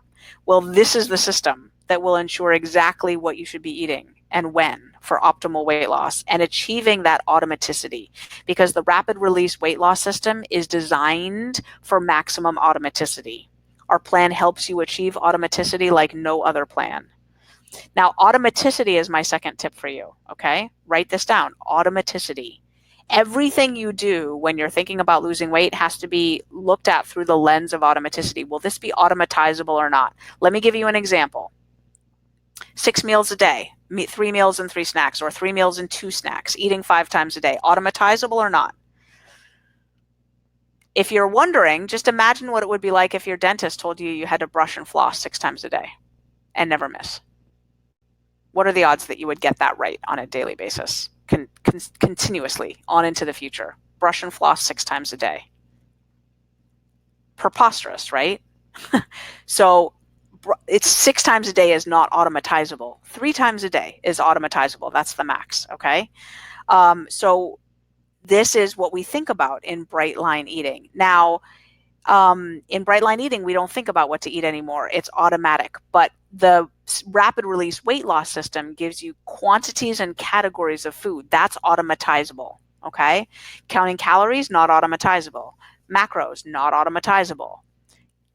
but specific categories and quantities of food becomes automatizable. You'll see when you try the rapid release weight loss system, it'll blow your mind. Within a few days, you'll start to say, oh, I see how this is different. This is very different. You also get in the boot camp live group coaching. These customized care weekly coaching calls are live, and you can submit questions in advance to get help with anything that comes up during your weight loss journey. All the calls are recorded. In case you need to miss one, that's fine, or you want to go back and re-listen again. They're also varied in terms of when they're presented, so you will always have some calls that work in your time zone. You're in Australia, there'll be calls that work. You're in Europe, there'll be calls that work. You're in South Africa, there'll be calls that work, etc. There is such value also in hearing other people's questions get answered, even if they're not your own, because they'll often bring up issues that you actually realize you've been facing too. Next up is the online connection and conversation community. In my opinion, honestly, this is the best part of the bootcamp. We provide participants with a private online support community that is available 24/7. Now, our online connection and conversation community is very similar. If you've been in the BLE Food Freedom Fest Facebook group, that's available just right now, it's actually closing down here on Friday night. But if you've been in that group, you've experienced a taste of that. If you're not in the group, you can join now. It's an open group. The name of the group again on Facebook is BLE Food Freedom Fest 2018. So you join the boot camp, you get into your community, right? The very best way to handle temptations that come up is to lean into the community. Remember when we talked about willpower and how you can't rely on it to make good food choices? Well, here's a secret. What does work is social support. So this is the third tip I want to give you. Support, social support. When you're experiencing a craving or a temptation, reach out to someone who understands. That's what works. And it's something you can do literally anytime, anywhere. You could be at a party and you could just go into the bathroom and text somebody. You could be at a restaurant and reach out and text or excuse yourself and go make a quick phone call. But a text with the day and age of texting or the online connection and conversation community, you can post a quick post. In a restaurant, need help, exclamation point. In 3 seconds, you could post that and you would feel the support flooding in. So, research shows that social support actually replenishes willpower in the moment. Isn't that cool? Now, for a lot of people, they're concerned that their mindset is going to trip them up. And you're right, your mindset is super important. Do you remember how I talked about how stress relates to the willpower gap? So a healthy mindset is going to make everything even easier. If you enroll in the program, you'll receive the Mastering Mindset module so that your inner gremlins don't sabotage your process. Now, a lot of people worry, what if I fall off track? I don't know if I could be perfect at this. Well, here at Bright Line Eating, newsflash, we don't expect you to be perfect. What we expect you to be is unstoppable. Letting go of that notion of perfection is going to help you with everything in your life. So we give you the Simply Resume system, and we know we spelled resume differently than you've seen it, but notice ZOOM, it's quick. Resume quickly. That's the first step in the Simply Resume system, is activating it really quickly. Okay? This system helps you get right back on track if you cross your bright lines. It will teach you how to have compassion for yourself and to get your food dialed in as it gently guides you back onto your path. So the number 4 tip that I want to give you is that the key to resuming is self-compassion. We don't just tell you to have self-compassion, we teach you how to do it. Everything about this program is set up to ensure your success. Okay, let's talk about the investment. So one way to get started with Bright Line Eating used to be to hire me. But due to my schedule and my limited availability, my rate has gone up so high that it's just not remotely possible for most people anymore. I charge $50,000 to personally guide someone through the program. Now that's by interview only, and I really only do it with 1 or 2 people each year, if that. So I'm not making that really available. It's just not. It's just not practical, right? But you can also get all this information by hiring a Brightline Eating coach. We have several amazing coaches on staff who can hold your hand every step of the way. And the investment for this option is $7,000. Now, I'm not going to make a formal offer for this, but we do offer this and people do it. But if you'd like to learn more, if you think this might be for you, you can go to the following website. You ready? You're going to go to support.brightlineeating.com. Support.brightlineeating.com. And there's a form that you can fill out there. Now, to register for the boot camp, the investment used to be $997. That's what it always was. And then when more and more people started signing up for the boot camp, what we were able to do is to bring that price way down because we were concerned about access. We wanted to make it available to more people. So now we have lowered the investment down to just $497. That's right. If you register for the boot camp now, it is just $497. I want to make it as easy as possible for you to take advantage of this offer because you get the identical systems and materials that you would working with a private coach, but you also receive the social support from other people working through the program, that online connection and conversation community. The community, I believe, is where the magic happens. So my honest to goodness personal opinion is that the $497 option is by far the best way to do Brightline Eating. It's better than private coaching. It is the best way to succeed with this system. Now, if you want to register for the boot camp, I'm going to go ahead and put up the registration button. It's blue and it says secure my spot now. Do you see that? You should see the registration button right now, secure my spot now. So just click on that registration button. And when you go there, there are also installment options if you prefer to make payments. But $497 is the best value. Okay, I just want to take a moment and tell you about my dear friend Tara, if that's okay, because Tara's story is just amazing. Tara started Brightline Eating not that long ago at 381 pounds, and at her highest, she weighed more than 400 pounds. In fact, her scale couldn't even measure her actual weight. It just said OL every time she stepped on it, meaning over limit. Your weight is over the limit. Tara did a ton of inner work before starting Brightline Eating, and she worked with a counselor for almost 20 years. But despite trying to lose weight countless times with a variety of different programs, she never once lost more than 30 pounds on any program, and she never once stuck to any program for longer than 3 months. And then Tara found Brightline Eating.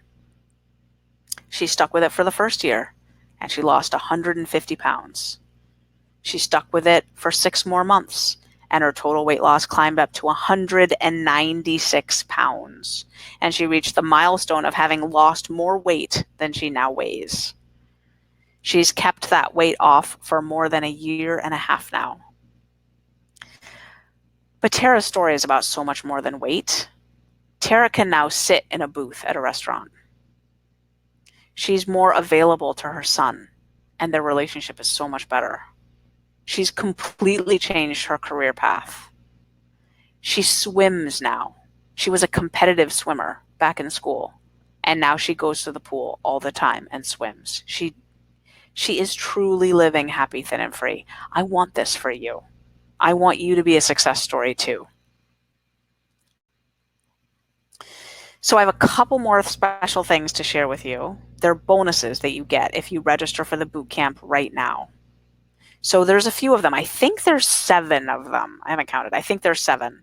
And the first one, this is a bonus that you get if you register for the bootcamp right now. It's the only official Brightline Eating cookbook that we have. It's an e-cookbook. We've partnered with Katie May to bring it to you, and it will help you get going right away preparing the meals on your plan. People rave about how much they love this cookbook. It makes it super easy to prepare quick Brightline Eating meals. Delicious Brightline Eating meals.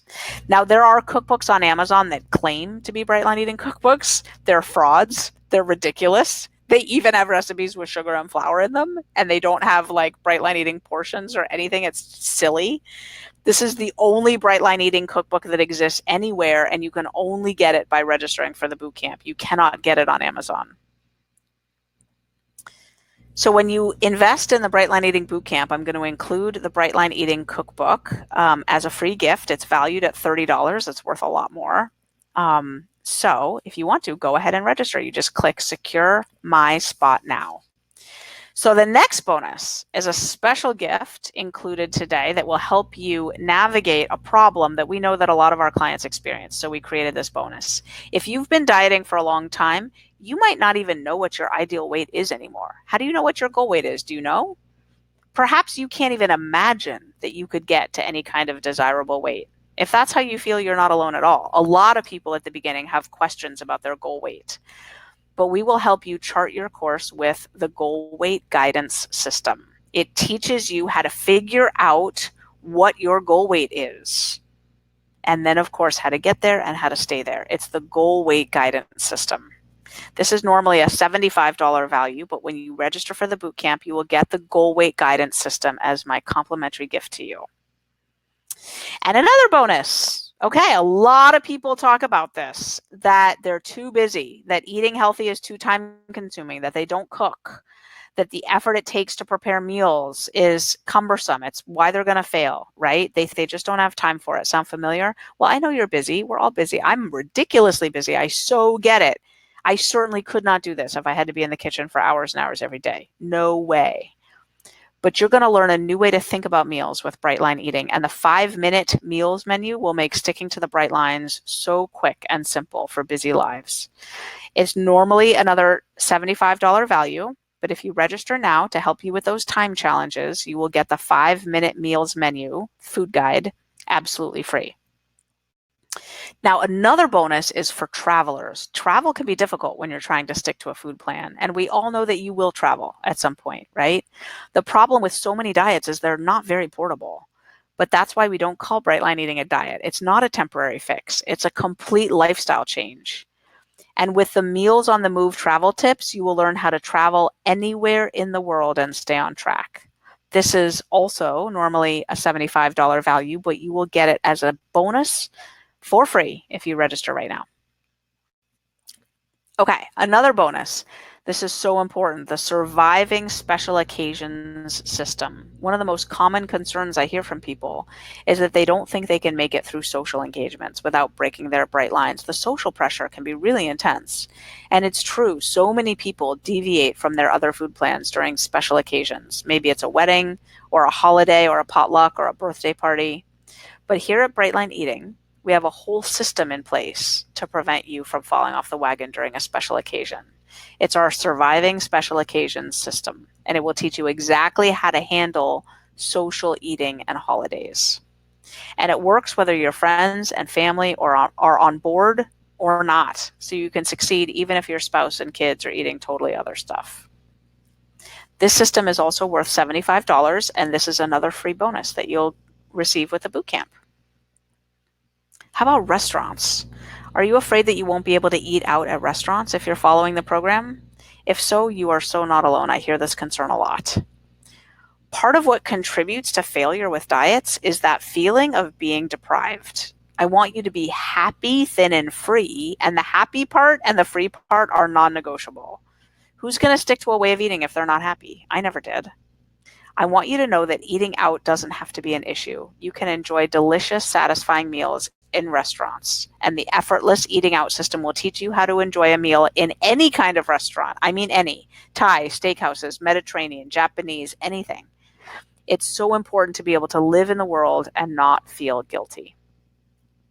$75 value, also free when you register for the bootcamp. Look at all this value. Now, this is critical. Listen up. I know that money is a concern for most people. There are many people out there who believe and say that eating healthfully is too expensive, that they can't afford it. This is so not true. In fact, we've asked people who do bright line eating and who budget what happened to their grocery bill when they started Brightline Eating. And on average, it dropped by 30 to 35%. But here's the thing. Their restaurant spending dropped by 80 to 90%. And in the Western world, people are now eating half their food outside of the house. So if you do the math, 30 to 35% on the groceries for inside of the house, 80 to 90% on the restaurants outside of the house, people are spending a total of 60% less money on food with Brightline Eating. This is not trivial at all. Huge savings. As a matter of fact, by the time the boot camp is over, it will probably have paid for itself. Now, the $5 meals guide is a food guide that teaches you how to do Brightline Eating on any budget. You will be able to prepare delicious meals for less money than it would cost to go look at a dollar menu at one of those ridiculous restaurants, right? Okay. The $5 meals menu is a $75 value, but if you register for the boot camp, I'm going to include it for free. Now, this might be the most exciting announcement of all. The boot camp is normally 8 weeks, but I'm going to give you 2 free weeks. These 2 weeks come at the end when people never want the boot camp to end. And what happens at the end of the boot camp now with these 2 free weeks is I've created a new module, and it's our Mastering Maintenance module. It provides all kinds of information on the longevity. Living at goal weight forever is the magic. It's where the magic happens. And the mindset of maintenance is such a beautiful thing. So when you register for this boot camp, you will be enrolled for 10 weeks. These 2 additional weeks of the boot camp are valued at $125. So take a look at this. The package is worth $1,602, and you can get it all right now for $497. So you can take advantage of this moment by clicking on that Secure My Spot Now button and register for the boot camp. And if you're still on the fence, I have one more thing to tell you that might be a game changer. Right now, just right now, we're offering 3 more bonuses as a package that will never be available again. Never. The first is the deep dive workshop into the science of self-compassion. This workshop is going to add so much depth to your experience, and it will help you get back on track, or resume, as we like to call it here at Brightline Eating, because remember when I said the Simply Resume system, it hinges on self-compassion. What we've learned is that just telling people to be nicer to themselves when they feel like they've blown it doesn't help. It actually gives them one more thing to beat themselves up over. Can you relate to that? So just recently, I delivered an entire workshop on the science of self-compassion, and it actually hacks, like, how do you stop being so mean to yourself? What do you do about that inner critic? How do you ninja maneuver that inner critic to stop beating you up inside your own head? And this is the science of that. And it's what unlocks the ability to successfully resume on a plan, so you don't fall into the binge, self-recrimination, overeat, what the hell cycle, right? It's literally called, I don't mean to swear, it's actually called the what the hell effect in the scientific literature. When you've eaten, a piece of pizza and then you keep going because what the hell, I've already broken it, right? So the science of self-compassion is what solves that issue, okay? So this is one of the special bonuses.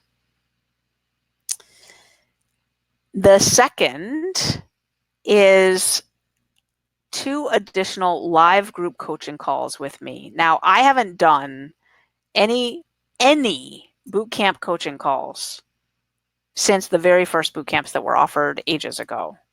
We currently have fabulous coaches that do the group coaching calls during the boot camps. But for this boot camp only, if you register right now, I'm going to be doing 2 additional live group coaching calls during your boot camp. So you'll get all the regular coaching calls plus the 2 special calls with me. It's going to be super fun. And then finally, everyone who purchases a boot camp this week, who finishes it and completes the last day experience, will be entered into a drawing to win one one-on-one coaching session with me. Now, I told you what my coaching costs, $50,000.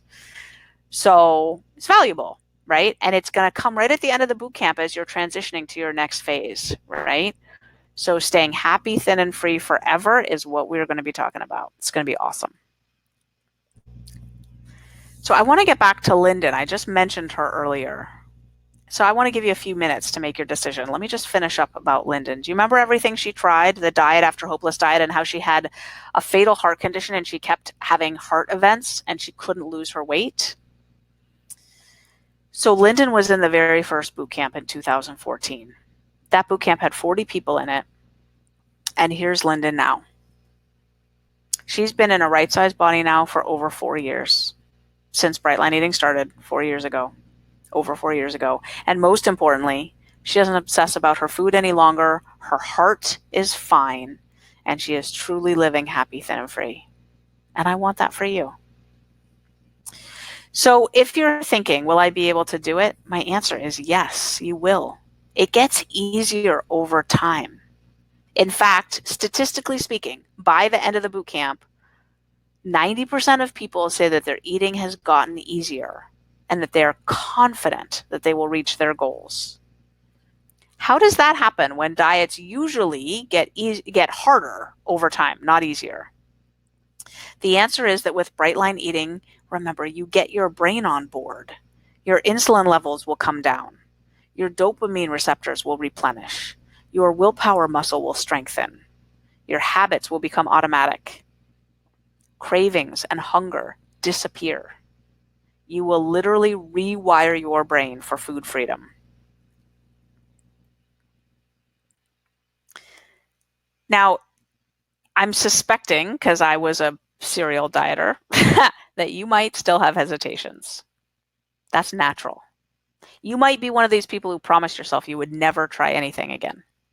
That's natural too. Why would you keep showing up for that kind of brutal, horrible experience, right? 99% of people are experiencing failure. Why would you keep showing up? Any self-respecting person would stop at some point, right?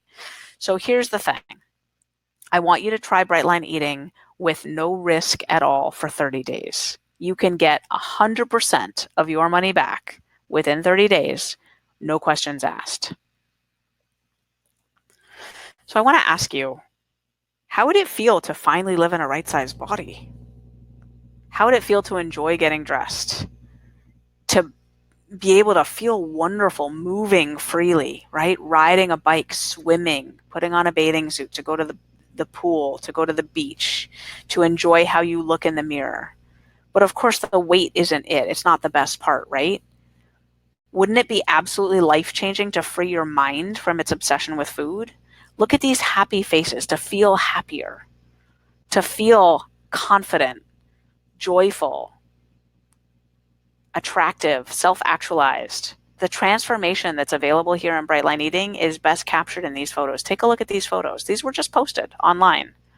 These are just a few of the pictures from our Food Freedom Fest 2018 Facebook group.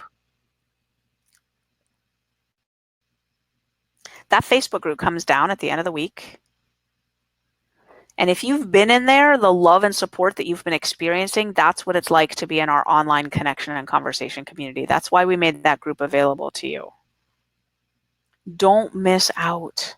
Don't miss out on this incredible opportunity to step into your right-sized body and learn how to live happy, thin, and free.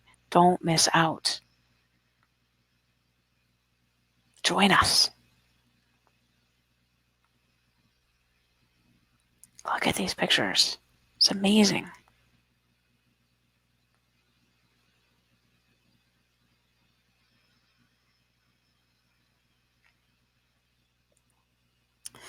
So, thank you so much for attending this webinar. I know your time is super valuable. I hope you feel like this was time well spent. And what we're going to do is put your free gift, Why Exercise Won't Make You Thin, into the top of the chat thread so you can download it right now. So right now you probably see the Secure My Spot Now. But to access your free gift, you need to go instead over to the chat thread for a second, okay? I'm going to enable the chat thread so you can ask questions. And as we move into the Q&A here, actually, let me also take down this slide, turn screen share off, turn my screen on. Office, let me move my, actually the lighting was kind of better over here. Try to figure out where the, where's the good lighting. All right, good enough. Actually, my lamp is over there. It's like, it's nighttime here. So last time I did the webinar, I was not, okay, that's good enough. You can see me. Okay, so go ahead, and what I need you to do is mark your question as a question. So that means you need to hover your mouse over where you posted your question and click to mark it in red as a question. Okay, that's going to help my team. My team is going to be feeding me the questions. And then if you need to download the free Why Exercise Won't Make You Thin, you need to get away from the offer to register for the boot camp and get back into the chat thread, and it's pinned to the top of the chat thread. And then go back and register for the boot camp. Okay.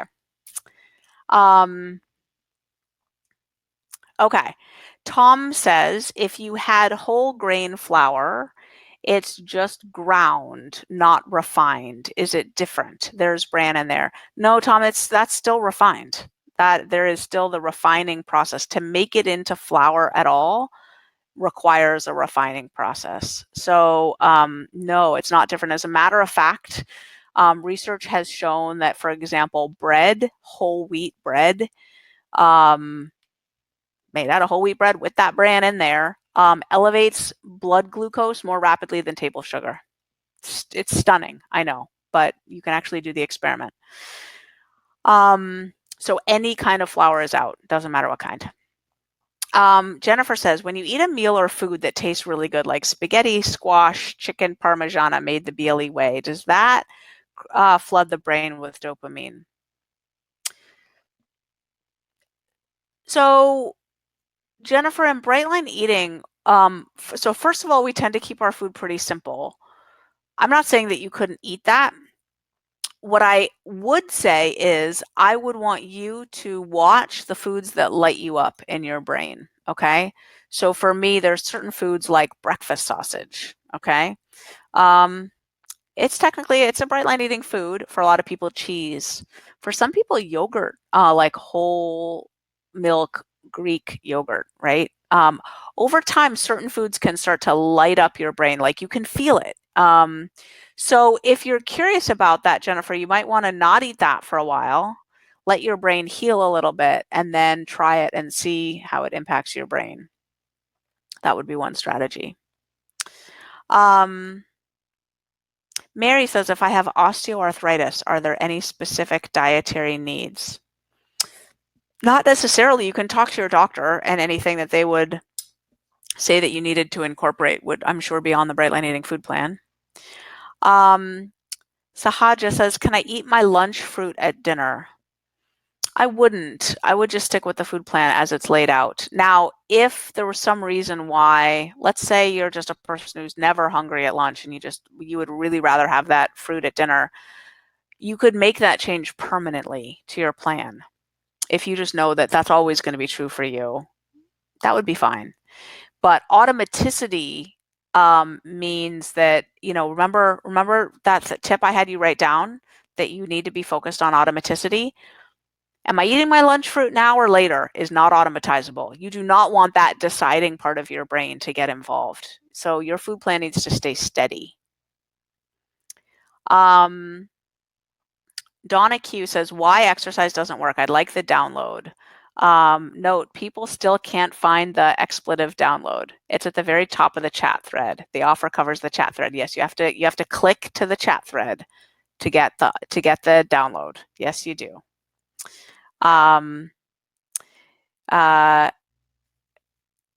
Deidre says, I have lost 165 pounds. What are your suggestions regarding excess skin? Deidre, that's a great question. The topic of excess skin is a wonderful one. We have been talking about that a lot lately in Bright Lifers. So one of the groups that we have, when you go through the boot camp, at the end of the boot camp, you get invited to join Bright Lifers, and we have a longest losers group. So a group that at their goal weight will be 100 pounds or more down from their top weight, right? And excess skin has been a topic a lot in that group. I have a vlog on excess skin that you can access if you go to brightlineeating.com and then you click on the blog button. And then there'll be a search bar right up top there. You can type in loose skin. That's what it's called, loose skin. And you can access that vlog. Everyone's saying the offer covers the chat thread. Yes, it does. So you have to click over to the chat thread to download the free report. Okay. Mary Beth says, do I need to have a Facebook account to participate in the online support community? Yeah, you do, Mary Beth.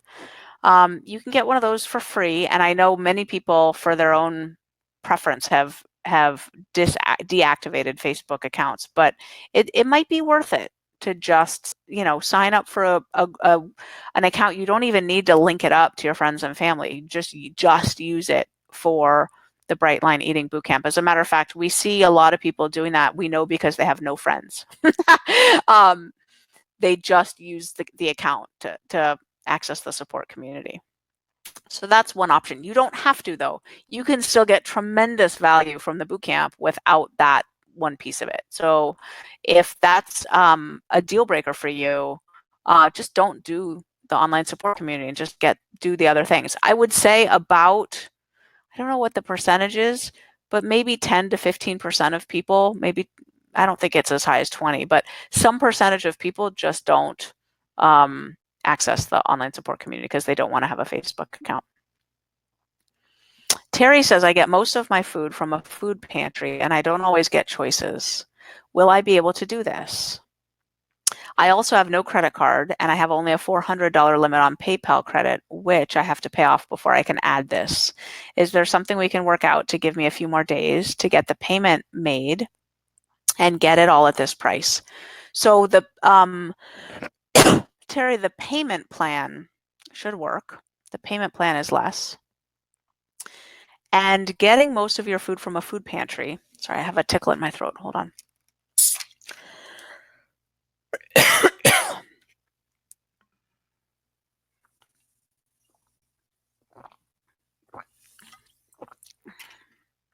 That might make it tricky. So the $5 meals menu is going to be very helpful for you. And there are ways to get every category of food super inexpensively, right? Like bananas are just some of the cheapest foods around. Cabbage, which I know sounds weird, but when you douse it in vinegar and just cook it up, it's actually delicious. Oats, like just a big thing of oats will last forever. And you get, an ounce of oats, which is your morning serving for like 4 cents or something. It's really cheap. So over time, you might, Terry, be able to get in bulk. Like if you have a friend or somebody who belongs to one of those chains like Costco or Sam's Club or something like that, BJ's, and you could one at a time save up enough to get like those foods in bulk, right? I also want to remind you that the program, the food plan and the basic program can be accessed through the library with my book, right? I did for exactly the reason of like, I know that finances are an issue for a lot of people, right? For exactly that reason, the food plan and the basic of the program are in the book. I mean, the boot camp does go into way more, and it sounds like you're willing to sacrifice tremendously to be in the boot camp, which I completely honor you for. And, you're going to benefit so tremendously, even if you don't do everything perfectly, right? Remember, in Bright Line Eating, we're not called to be perfect. We're called to be unstoppable. And I can hear it in you, Terry. You're ready to be unstoppable. So yes, you'll be able to do this. Okay. Pam Q says, that was really informative. I would like to consider the boot camp, but would like a bit more time to decide. Will I be able to register tomorrow? Yes, you can register tomorrow. The last time that you can register to get this bonus package is Friday.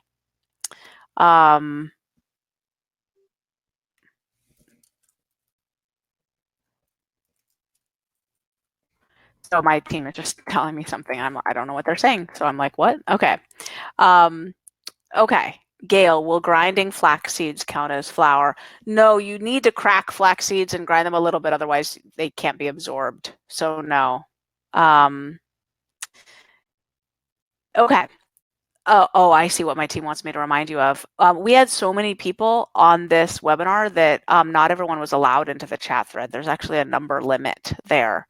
So we've set up an external thread where you can type in your question.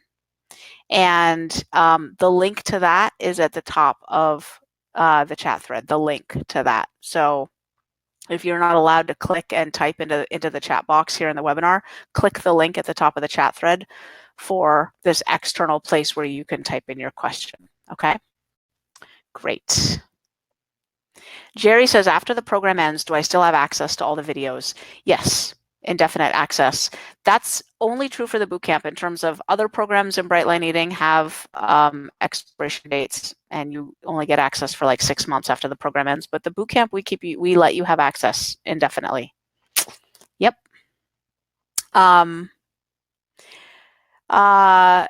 Sivia says, must one walk around with a portable scale, or is estimating okay? When you're out of the house and you're at a restaurant or whatever, you can eyeball your quantities. You can bring a scale if you want, but you don't have to. You can eyeball your quantities. Mickey says, what do you have to say about drinking unsweetened iced tea or black coffee throughout the day? Mickey, I'd love to see you keep it to about 2. A third one if you must. There's some dopamine hit there with but as long as it's black, technically it's on the Bright Line Eating plan. But I just love to see you not, mainlining the black coffee all day.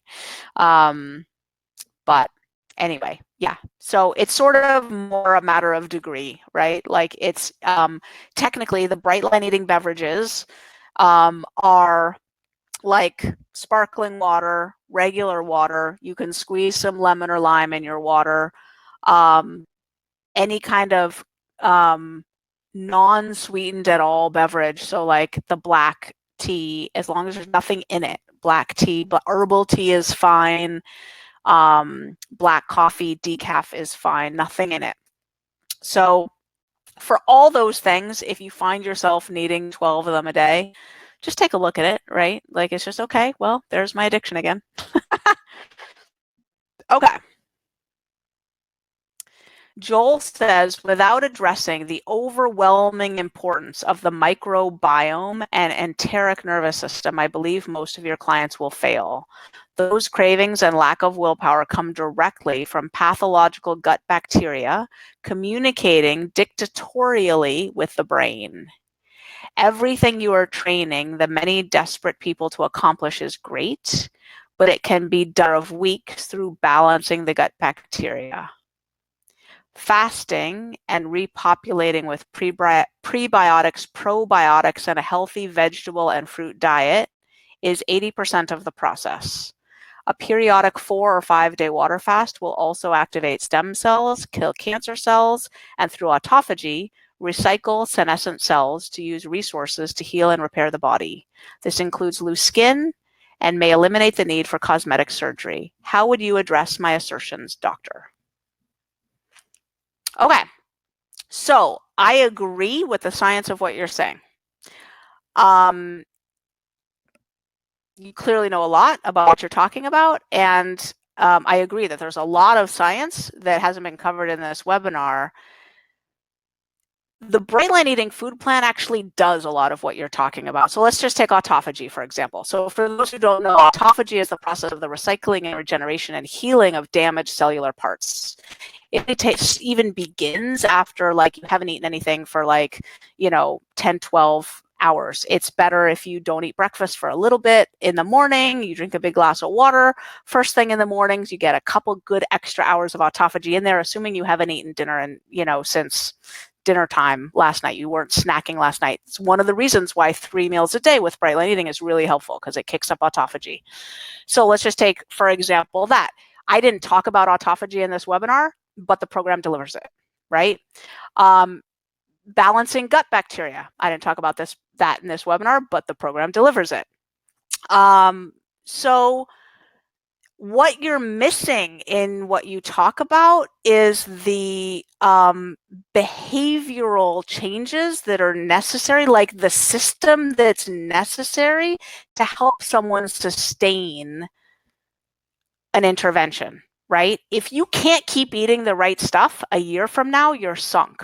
So this is why, for example, Dr. Alan Goldhammer invited me to True North Health Center to talk, because they have people fast. They are so into everything that you said.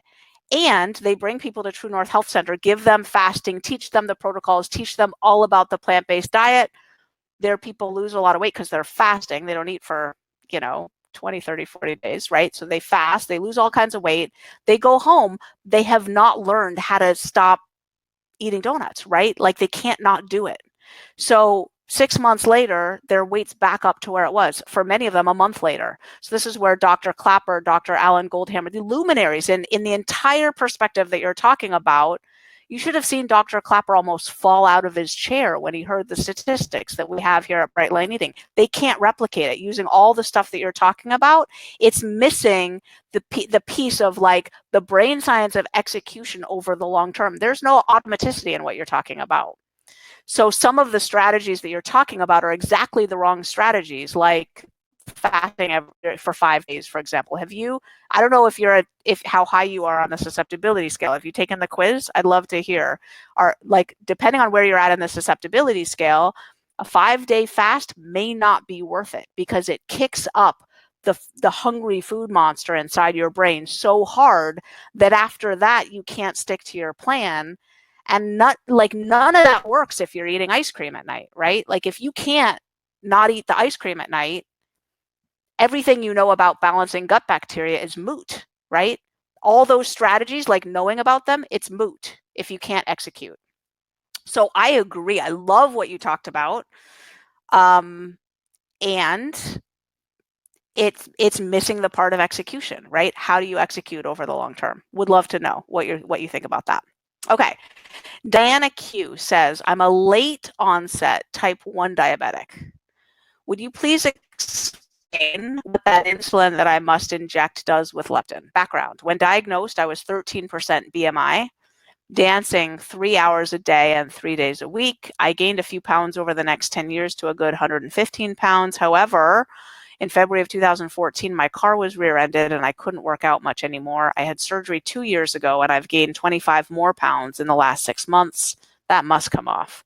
I quit all processed food, no flour. The only sugar is dark chocolate, a few squares a day, no gluten, no soy, only kombucha and water for drinking, no cigarettes ever, no drugs.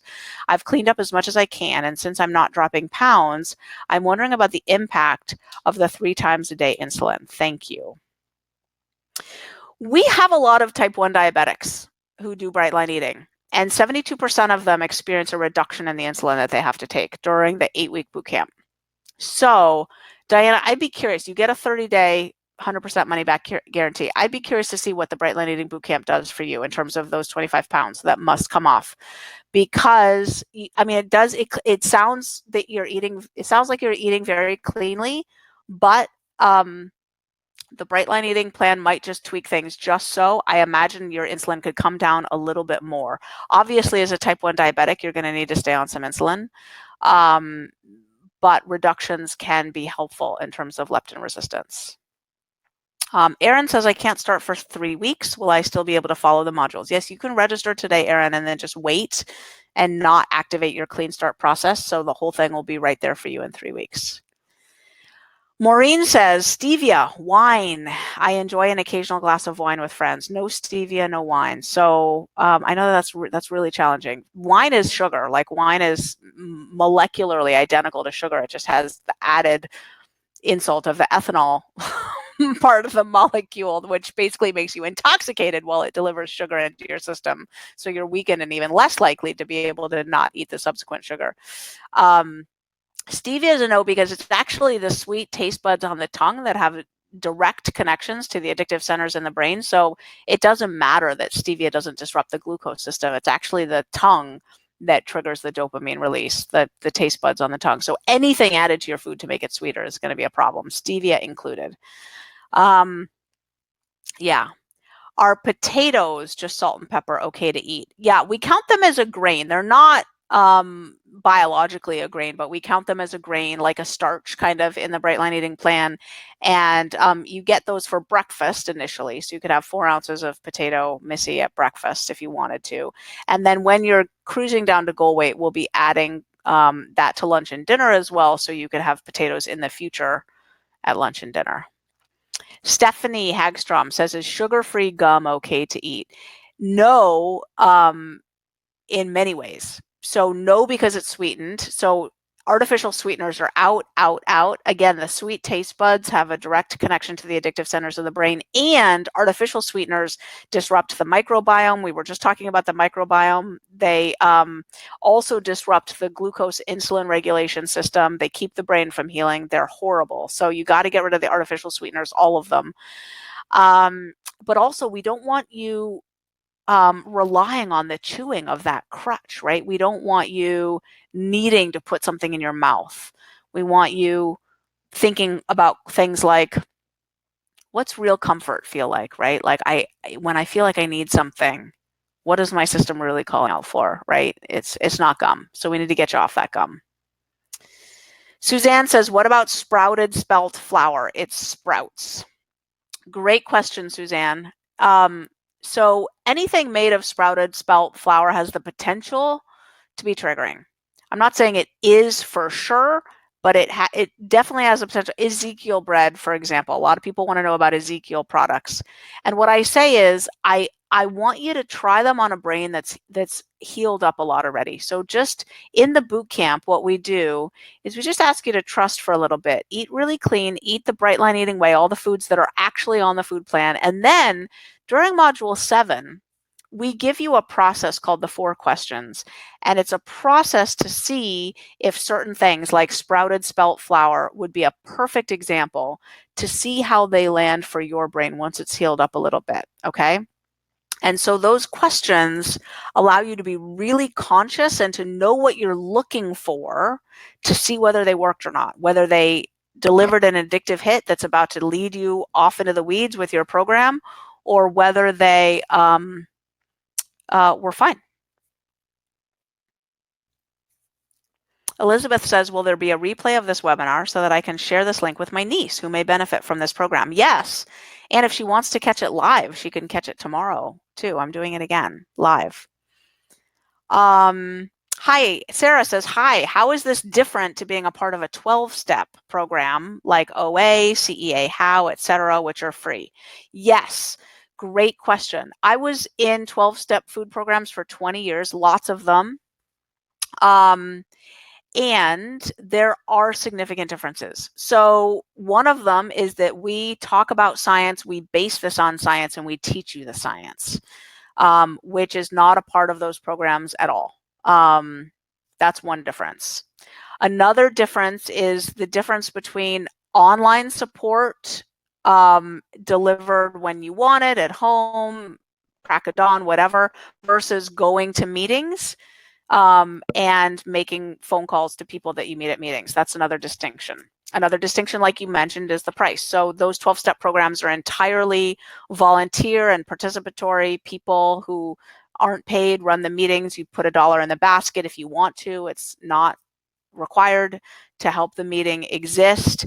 And so everybody that's involved is doing it for fun and for free, right? In Bright Line Eating, we have staff. So we have payroll, and you pay a boot camp fee to sort of cover the cost of people who are paid to deliver the boot camp for you, right? So that's a difference as well, like the leaders of the online support community and the coaching calls and all that stuff. Another difference is 12-step programs have a explicit spiritual basis, right? The 12 steps talk about God, like something like 7 of them talk about God, and there's an explicit, you get to define your higher power or your notion of God however you want, but that is going to be brought up a lot in the program. In Bright Line Eating, other than talking about that prayer and meditation are scientifically proven to replenish willpower, so there's strategies that if you are a believer, that will help if you want to implement those strategies to replenish your willpower. Other than mentioning the scientific grounding of that, we leave people's faith or lack of faith or whatever really up to them. So it's much more sort of like not explicitly incorporated into the way we teach you how to work the program. Other differences. There's probably others. So, okay, now I'm going to be, I'm just going to give you my opinion, okay? I did spend 20 years in 12-step food programs, okay? In several of them. What I found was a continuum that I found very hard to navigate. And it was the continuum from certain programs and meetings, because each program is a little different in different cities. I moved during that time and I found the meetings to be different, and different programs are different, right? So I found a continuum between, on the one hand, the degree to which they would empower the people who went, and I was going, so the degree to which they would empower someone to trust and nurture and listen to their inner voice about what was true and not true for them, what worked and what didn't work for them, and to craft their program accordingly. And on the other extreme, the extent to which they were very sort of top-down dictatorial around, you have to do this because your sponsor is telling you to. They tell you if you've had a break. They tell you if you can, try this, eat that, how many meetings you have to go to, when you have to meditate, how you have to meditate, everything, you know what I mean? All kinds of things, whether you're allowed to miss that meeting to go to your kid's recital or whatever, right? That continuum was unfortunate. Like one might say, well, just go to the meetings where they empower you to do it, in a way that works for you. Well, the challenge that I found was that I didn't find that those meetings usually were working to get people happy, thin, and free, right? They were, there was not a lot of physical recovery in those meetings. They often became support groups for people to talk about the cookies that they binged on last night. And then over here, people were getting happy, thin, and free. They were really losing their weight, but it felt like a level of fanaticism and fundamentalism that I felt uncomfortable with. That's just my honest, it just felt like that to me. So, like a lot of do it because I said so. I don't care that it feels like it doesn't work for you, right? So I found it hard to find the sweet spot. My personal feeling is, for on that continuum, we've hit the sweet spot in Bright Line Eating, between really suggesting what's likely to work and people actually getting happy, thin, and free, but also really empowering people to listen to their inner voice and saying what feels true to you. Like, I don't deny anyone their research, and there's no Bright Line Eating police, right? You do what you got to do, right? This is your life. So that's, to me, that's the biggest difference, is hitting that sweet spot. I found it very hard. There were tiny pockets where I could find that sweet spot in the entire 12-step food universe with a certain sponsor, right? You had to find the right sponsor. That's the kicker. If you're going to go to those programs, you got to find the right sponsor. Or you just got to be willing to toe the line. Maybe I'm just a little bit too much of a rebel, right? What they would say is, you're not willing, you're not surrendered. I did feel willing and surrendered. I just didn't necessarily think that they were right about a lot of stuff. So anyway, that's me being super candid. But yes, if you don't want to hear anything about the science and you just want to be told, like what worked for someone's sponsor, a lot of the specifics of implementation are very similar. I make no bones about the fact that, how to do what we do here at Bright Line Eating is taught there. None of the background of it is taught. And you will find other differences for sure. Like you can go and see. It sounds like you probably have gone, but yeah, those are the differences as I know them. Mary K. Brown says, I would like to know your thoughts on using bright line eating while pregnant. I'm not done having children, or nursing, which is my current state, and also about doing this with children who are showing signs of food addictions. Those are three different heavy questions. Okay, Mary. I have done this, pregnant and nursing. I didn't get to nurse for a long time, unfortunately. But you're nursing right now, you would need a much heavier food plan than the rapid release system. You wouldn't want to start on that. You'd want to start on a maintenance plan and even a little higher than that. And you'd probably want a fourth meal that got activated if you got hungry, because I don't want your milk supply to go down.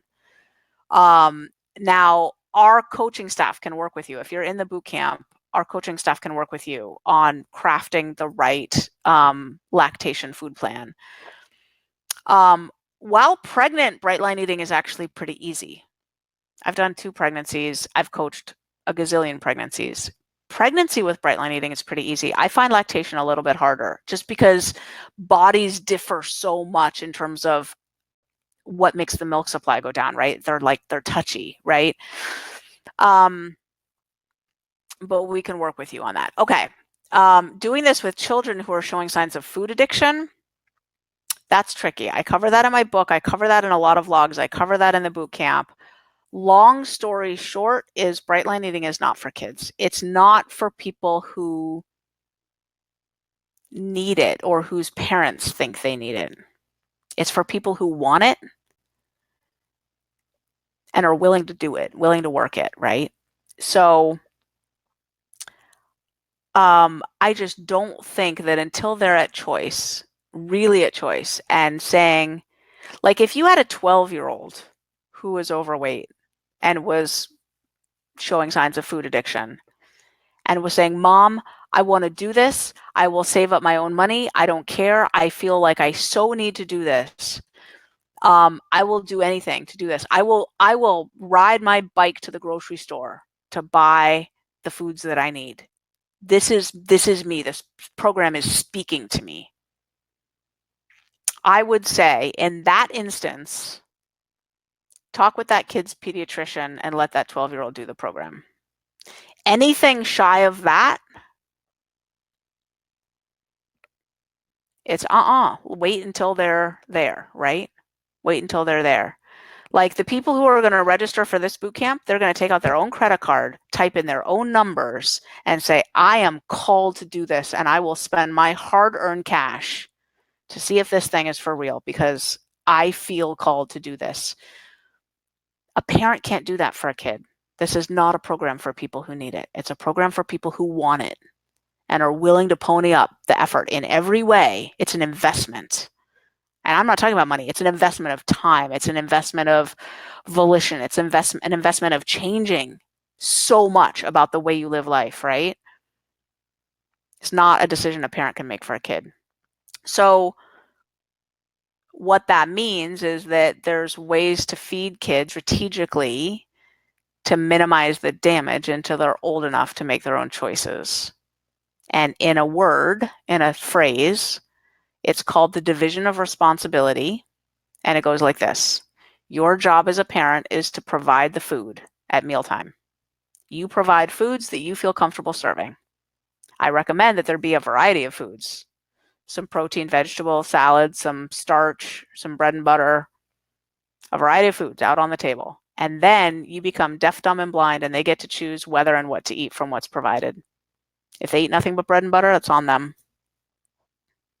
You don't ever pressure them to eat, to finish, to try a bite, none of it. What they eat is on them. They get to decide their own agency, whether and how much to eat. If you do that, you maximize the odds that they will maintain their internal regulators that tell them when to stop eating, essentially. Okay. April Q says, I did the 14-day challenge and started losing hair like a cancer patient. Scared the crap out of me. Is this normal? Okay. It's normal, but not typical. So one of the sometimes side effects of weight loss is hair loss. It's not permanent. It's like the hair grows in like these cycles where you've got more follicles that are actually producing hair at any given moment, and like basically 1 out of 3 of them they just won't grow their hair. Whatever, it just starts falling out. That is a side effect, a very published, known side effect in the medical literature of weight loss. It's not just bright line eating, it's any weight loss program will do that in some people. When your body believes the famine is over, those hairs will regrow. Your hair will be as thick and healthy as ever. If that happened to you on bright line eating, it's likely to happen to you on anything you try. I would ignore it and just get your weight off. And then when you're at maintenance, it'll stop. It'll go away. Your hair will grow back.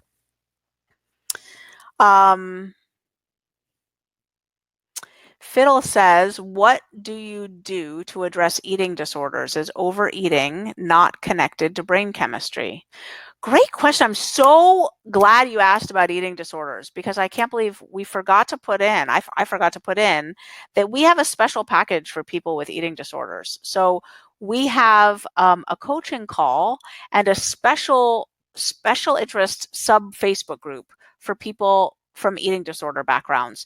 So Dr. Joy Jacobs, who is an international expert on eating disorders, both the clinical treatment of eating disorders and the neuroscience of eating disorders. She's at UC San Diego, and she runs their eating disorder program there. She's an academician and a therapist. She also has been through the boot camp herself and is a big proponent of bright line eating. And she does a boot camp coaching call every month for boot campers with a background of eating disorders, and she helps moderate the Facebook group for people with eating disorders. So if you come from a background of bulimia or restriction or binge eating disorder or eating disorder not otherwise specified, you can find a home in bright line eating. It can sometimes be triggering. Like if anorexia alone was your only background, I would exercise extreme caution. The environment around here of like weighing and measuring food, that kind of stuff could be really triggering if food restriction was your primary issue. If your issue is bulimia or binge eating disorder, I think it's more likely that you'll find a home here that feels comfy. Remember, there's a 30-day money-back guarantee period. So if you want to just try it and see how it works for you, that's fine. Angela says, is there vitamins or medicine that is needed? No. Alma says, I registered for the program 2 days ago. Can I receive the 7 bonuses? Yes, those are all for this week. Yes. Deb says, I have had weight loss surgery. I kept my weight off for 4 years, but I feel like I'm white knuckling it every day. Can I do this? Absolutely. And as a matter of fact, Deb, we have a special interest Facebook group for you too. We have a special group for you for people who've had some form of bariatric surgery, some form of weight loss surgery. So you will be with people who understand, who understand, who understand. And yes, I know that on average, people who've had weight loss surgery do not get into a right-sized body. As a matter of fact, the average is that about 40% of them will lose half the weight that they need to get into a right-sized body. Most will regain some of that weight.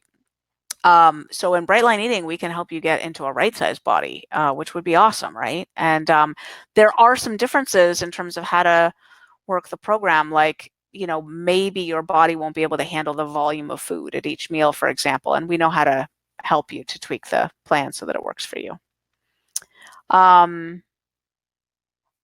Shimon says, hello, Susan, and thank you so much. After 1 month of bright line eating, I started to feel hungry in between meals. What do I have to do and why? So the first thought I would have is to just see if you can wait it out. How long has it been like that? Because sometimes weird phases of hunger just kind of come and then they go. And it's like, you know, that lasted a week or two and now it's gone, right? So if you weren't hungry for the first month and now you're starting to be hungry, I would say try just waiting a little bit and see if it goes away. My next question would be, how rapidly are you losing weight? My next question would be, has your activity level changed at all? This is really a coaching question. So if you get into the boot camp, our coaches can really work with you on, you know, just troubleshooting what's going on, because hunger could be any number of things. That one right? It's kind of like fatigue, right? Well, that could be a lot of things, right? Um, Elizabeth Q says, how long does it take for leptin to kick in? So leptin resistance fades away as baseline insulin comes down. Inflammation also needs to come down, and triglycerides need to come down. So here's the interesting thing. Insulin sensitivity really varies in people, right? So sometimes when people stop eating sugar and flour, leptin's on board within days, literally days. Some people's bodies are really sensitive to their insulin, and as soon as their eating clears up, boom, their blood work really normalizes fast.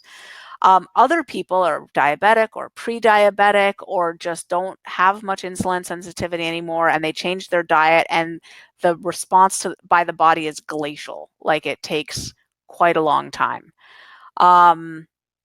So let me just share with you those that, for example, we see significant movement even in people who are diabetic, type 1 and type 2.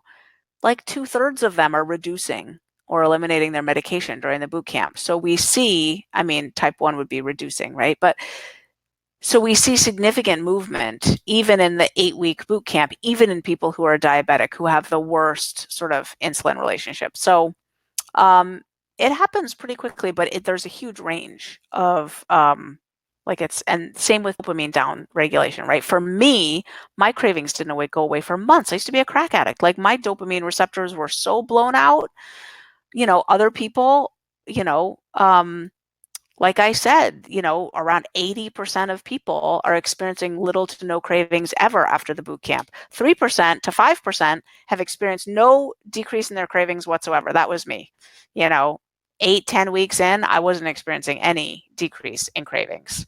But again, my brain was more damaged than most, right? It took longer for my brain to heal. So Molly Q asked basically that same question. How long does it take for your brain and body to recover from the dopamine and insulin? Okay. Mark says, carbs, including sugar and flour, are essential to energy. Also, all natural foods in moderation should be beneficial for the body, wheat being a staple of many cultures' diets. Why does the Bright Line Eating program not allow for at least a moderate consumption of carbs for energy early on each day? Okay, so let's take that word carbs and unpack it, okay? Carbs is short for carbohydrates. And carbohydrates could be anything from an incredibly processed food like ramen noodles or a bagel or a donut, minus the fat, right, part, but right, all the way over to completely whole, unadulterated foods like an apple or some spinach or a carrot, right? So Bright Line Eating includes tons of foods that are almost exclusively carbohydrate, predominantly carbohydrates, right? All fruits, all vegetables, all grains in their naturally occurring form. What it eliminates is foods that have been highly refined and processed. So I just want to unpack what you said. Carbs, including sugar and flour, are essential to energy. Glucose and fructose are essential for energy, and we get plenty of those from fruits and vegetables and grains. There's no food groups that Bright Line Eating has eliminated. What it is eliminated is processed food, right? Wheat is not even eliminated. You can eat wheat in Bright Line Eating. You can't eat flour. There's a difference. You want to cook up wheat berries and eat them? Be my guest. They're delicious, actually. I've had them for breakfast. They're yummy. You want to eat cream of wheat? Go ahead. Not a flour. You want to eat shredded wheat? Not made out of flour. You can eat that. You want to eat Fiber One? You can eat that too. So you'll get plenty of energy first thing in the morning on the Bright Line Eating food plan. You'll get a piece of whole fruit, right? You can have a bunch of pineapple and some shredded wheat and some yogurt or nuts or whatever. You'll be good to go. Okay. Rapid fire food questions. Why are oats okay? It's processed. Well, it's not flour. That's where the line is. You got to kind of draw the line somewhere.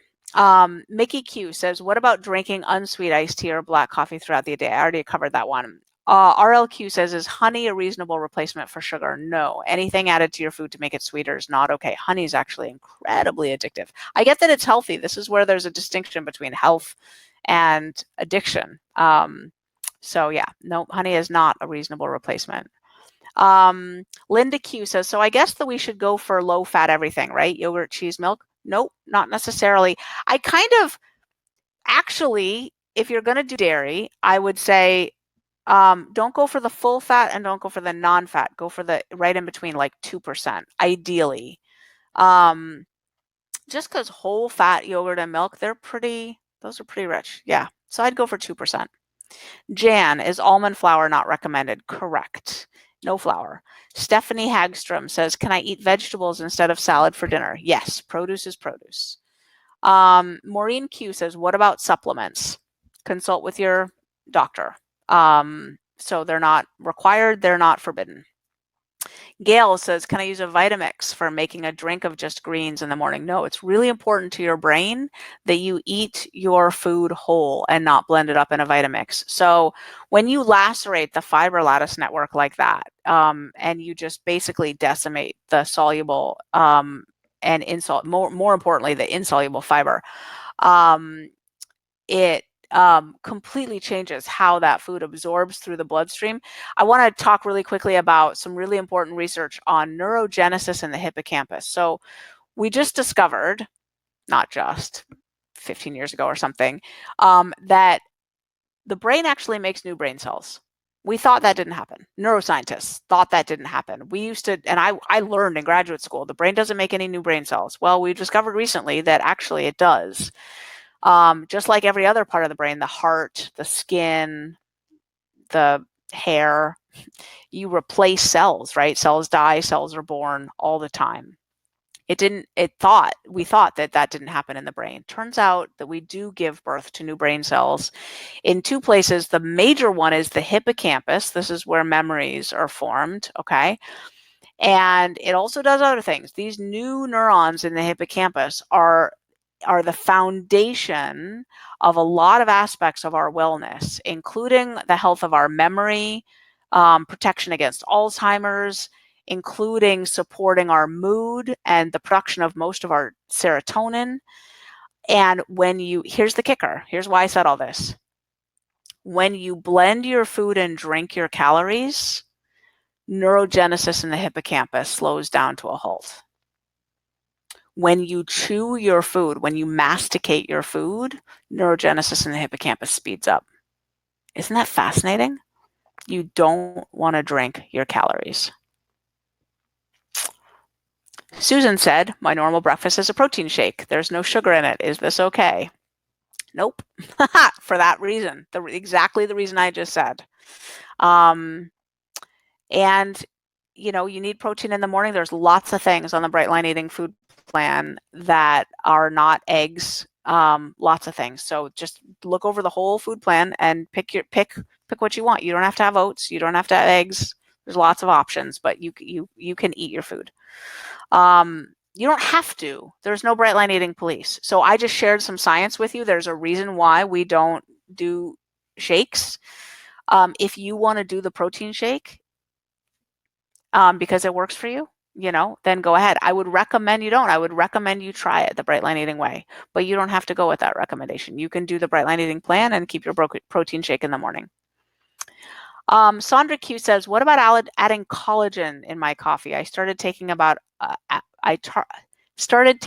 about 8 months ago and really noticed that it has helped my bad ankle. Okay, we have an FAQs.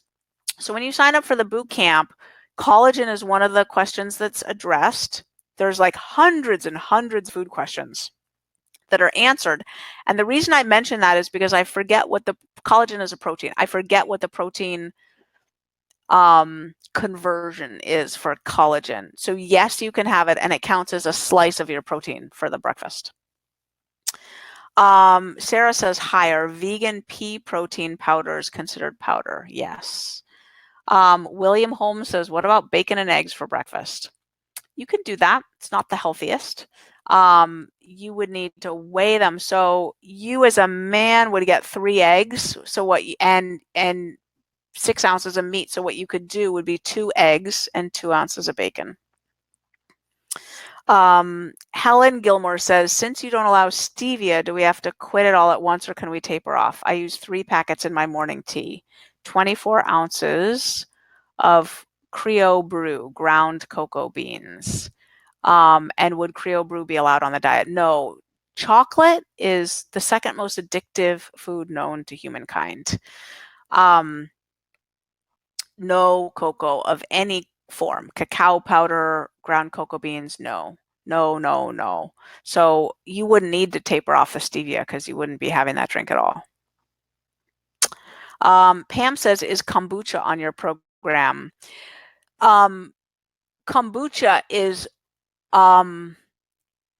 it's one of these foods like Ezekiel bread that we invite you to leave alone for a little bit, let your brain heal, and then try it with the 4 questions in Module 7. It's a borderline thing. We don't normally have beverages that have calories in them at all. We don't eat between meals. You want to be careful about the time. Meal timing is really important. If you were going to have kombucha, I would want you to have it ideally with a meal.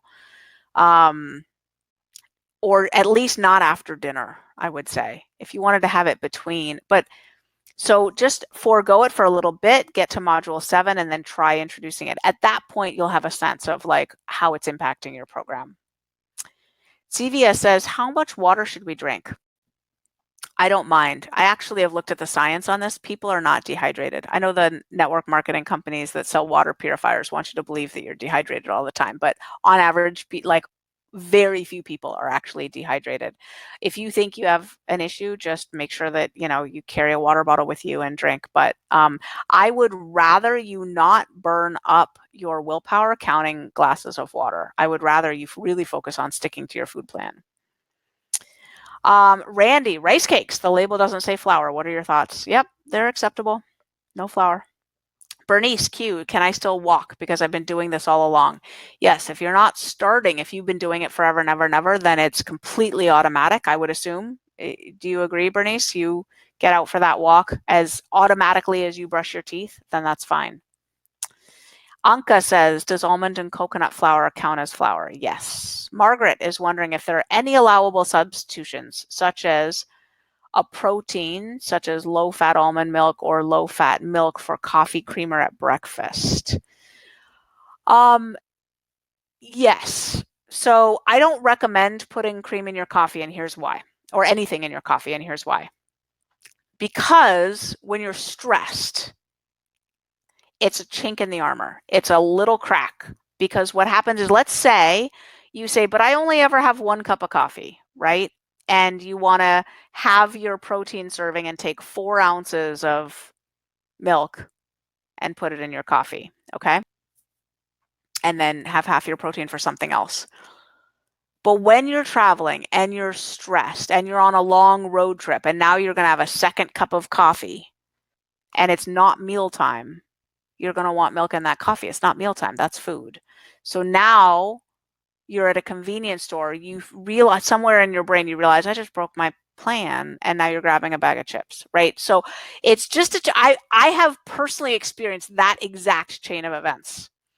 So I noticed that's why I was taught so long ago not to put milk or creamer in my coffee, because if you end up having another cup, then it's a slippery slope, right? Now, having heard me say this, you are your own person. And if you want to, if you just have your 1 cup of coffee and you want to put some milk in your coffee, milk is on the food plan. So you can have it at breakfast if you want to. I know there are people who do, and it works fine for them. So I'm just saying I have experienced that slippery slope. Margaret says, I've been told that white potatoes, when cooked, spike blood sugar like a glucose pill. I believe in a medical study. Is this accurate? Yes, it actually is. So the inside of a white potato without the skin is molecularly equivalent to flour. This is why potato chips are basically flour. Popcorn, same thing, basically flour. So it is a little bit of a contradiction, I would say, that you can eat a potato in bright line eating. I would recommend you eat it with the skin, and I would recommend you get a sweet potato instead of a white potato. But you can eat a white potato on bright line eating. You would never eat it on its own. You would eat it in a meal, which will blunt the effects. Glycemic index doesn't really matter. It's glycemic load of the whole meal. And this is, this is one of the, whatever. It's true. Yes, you're right. You're right. Sahaja says, is a teaspoon of bee pollen considered a condiment, i.e. it can be added to oats in the morning? I don't know, Sahaja. I don't actually know the answer to that. You've stumped me. I bet it's in our FAQs, though. If someone's asked that. I bet it's in our FAQs. Sue Hollywood says, how do you cook for your family who's not on the Bright Line Eating program? Great question. Okay. For breakfast, we kind of make breakfast for the kids, and I eat my breakfast separately. So we make, whatever, like this morning we had bagels, sometimes we have pancakes. I get them like a really high protein, whole grain, organic pancake mix. What other kind of stuff do they, whatever they eat, they don't eat, we don't have like sugar cereals or anything in the house. Like for cereal, they'll eat shredded wheat or Fiber One or Uncle Sam's, the same cereals I would eat. For dinner, I prepare the core of the meal is what I'm going to eat. So if I'm cooking whatever protein I'm cooking, I make enough for the whole family. Whatever vegetable I'm eating, I make enough for the whole family. I make a salad for the whole family. That's my meal. And then I add a big pot of starch for them. So that could be, it doesn't have to be anything that I eat. So it could be pasta, it could be mashed potatoes, it could be rice, it could be hash browns, it could be whatever.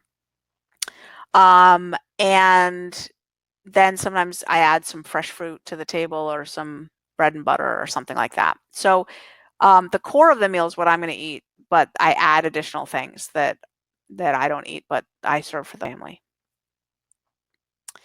Sevia says, is a number 10 or 10 plus on the susceptibility scale an eating disorder? Probably. But I'm not a clinical psychologist, not my training. So that would be a question for Dr. Joy. I'd be curious what she would say. Dr. Joy Jacobs, our eating disorder specialist. Diagnoses of mental disorders vary, right? It's judgment call. It's like degree of distress, degree of deviance from what's normal. So what's interesting about a 10 on the susceptibility scale is actually, now this gets complicated, sorry, but as you go up the susceptibility scale, the difference among people at different numbers increases by a square. So 1 squared is 1, 2 squared is 4, 10 squared is 100, right? Which means there's a lot more difference between people at a score of 10 than there is at 1. At 1, everyone's eating behaviors are pretty much the same. They'll tell you, I don't think about food, like I don't really care. Yeah, maybe, sure, cheesecake tastes good, but I'll usually have a couple bites and then it's like, oh, that's too sweet, that's too rich, right? That's those people. They're all the same. They say the same thing. When you get to 10, the range of behaviors is immense. Some people will be like, oh yeah, I was taking 100 laxatives a day. And then I tried to get off them and I almost died. And I'd be like, well, I've never taken a laxative to lose weight in my life, right? Other people will be, you see what I'm saying, right? The difference between people at 10, the psychological space there is huge. So I can't actually answer, like, would everybody who's a 10 plus plus on the susceptibility scale be diagnosed with an eating disorder? Depends on which person, depends on which diagnostician, right? Who's doing the diagnosing? It would vary. So I can't give a blanket answer. My guess is that if someone's savvy, not all clinical psychologists know a whole lot about eating disorders, to be honest, but if someone's savvy, and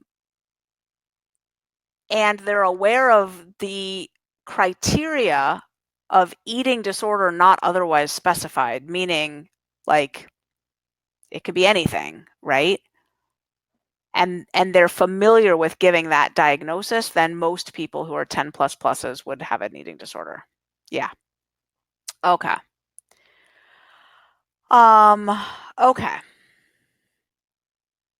Mike says nutritional yeast. Great question. Nutritional yeast is fabulous. It's super healthy and it's a condiment in low quantities and a protein at higher quantities. The cutoff there is half an ounce, which is actually quite a bit of the stuff. So if you're going to use less than half an ounce, you can use it at your discretion as a condiment. If you're going to use half an ounce, now we're getting to, I'd have to look up. I'd have to look it up. I think half an ounce is half a protein or something like that. Or for you're a guy, maybe a quarter of a protein for you, something like that. But just use less than half an ounce and you're fine. Krista says, over the past year, I've lost over 100 pounds with whole food plant-based eating and fasting. I've been rapidly gaining my weight back as I am now eating a lot of processed and unhealthy food. As all the hard work that's taken a long time to achieve begins to quickly unravel, there seems to be no internal brakes to put a stop to it. It's as if there is a shock factor to make me stop. Why does this occur? Okay. Krista, it occurs, first of all, my heart goes out to you because I know that feeling.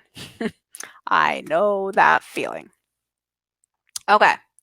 It occurs because as you lose that weight, your brain and your body change to make you want to gain it back. It's almost like a rubber band that stretches, and then the ricochet when you let go is really intense. Okay, so here are some of the changes that happen.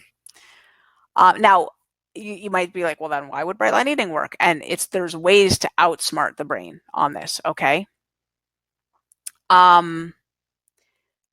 Some of the changes are your hormonal profile completely changes. Okay, leptin levels go down, ghrelin levels go up. Leptin makes you full, ghrelin makes you hungry. There's other hormones too. There's a whole hormonal profile. There's like 7 or 8 hormones that have been studied that are involved in the regulation of eating in satiety, that basically, as you lose weight, if your brain's not okay with it, this is the key. If the brain's not okay with it, like if you used to weigh 300 pounds and you lost 100 pounds to 200 pounds, I'm just making this up, right? If your brain thinks you should still weigh 300 pounds, as you're losing weight, it goes through, it's like a set point, right? Your brain goes through all kinds of adjustments to make sure you will regain that weight, or to try to get you to regain that weight, because it thinks you're 100 pounds underweight is what it thinks.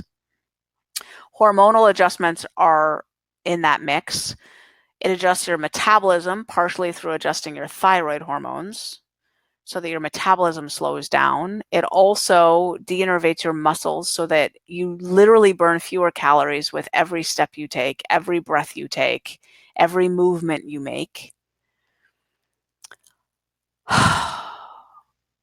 It makes you move less in general to conserve energy.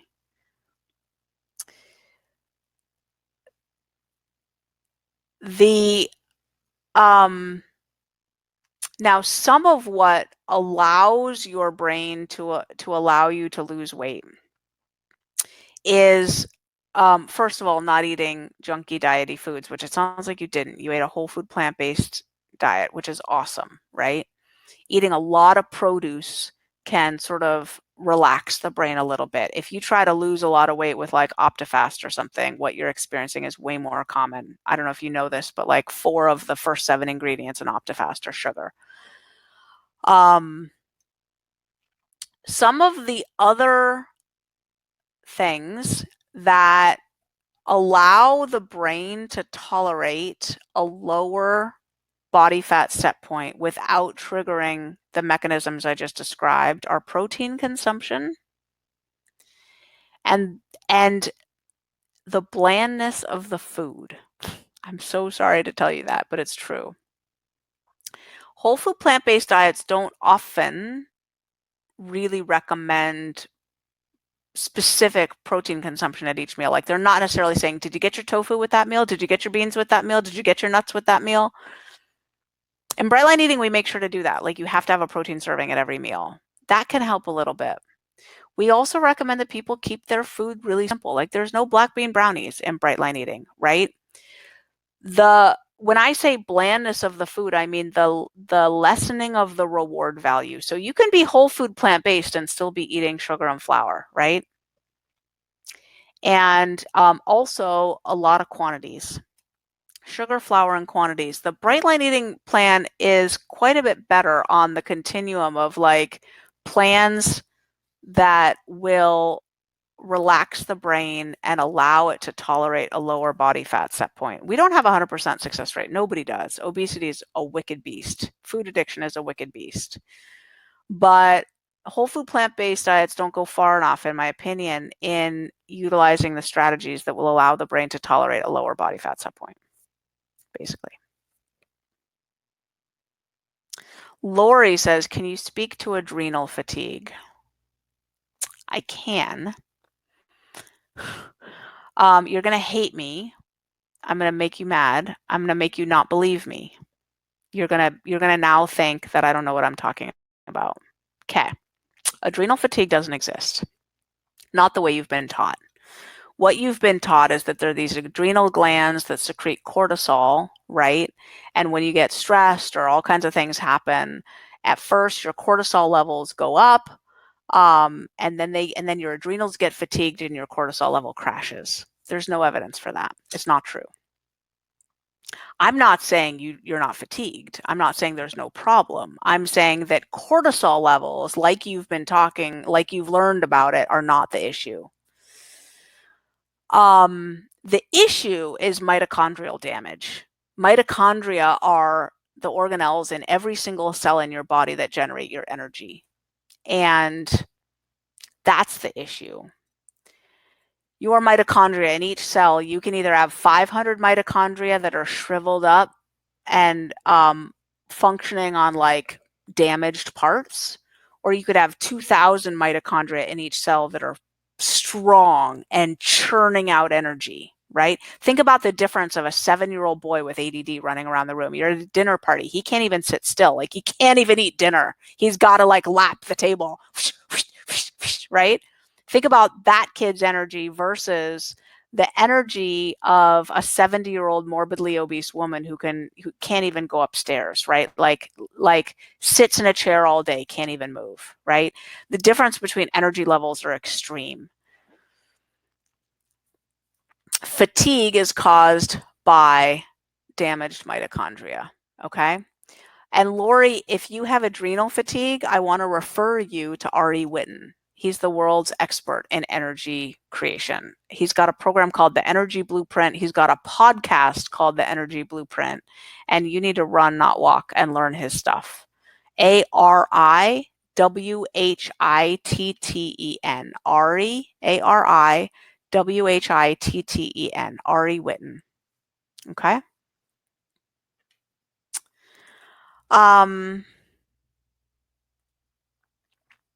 Shannon says, I'll be going to California next week. I will be with 4 college friends. I know we will go to Napa or Sonoma for a wine tasting. I know I want to do this. Should I just make my day one maybe at the 1st of October? Okay. So sure, Shannon, you can do that. But I just want to speak to that for a second, right? Because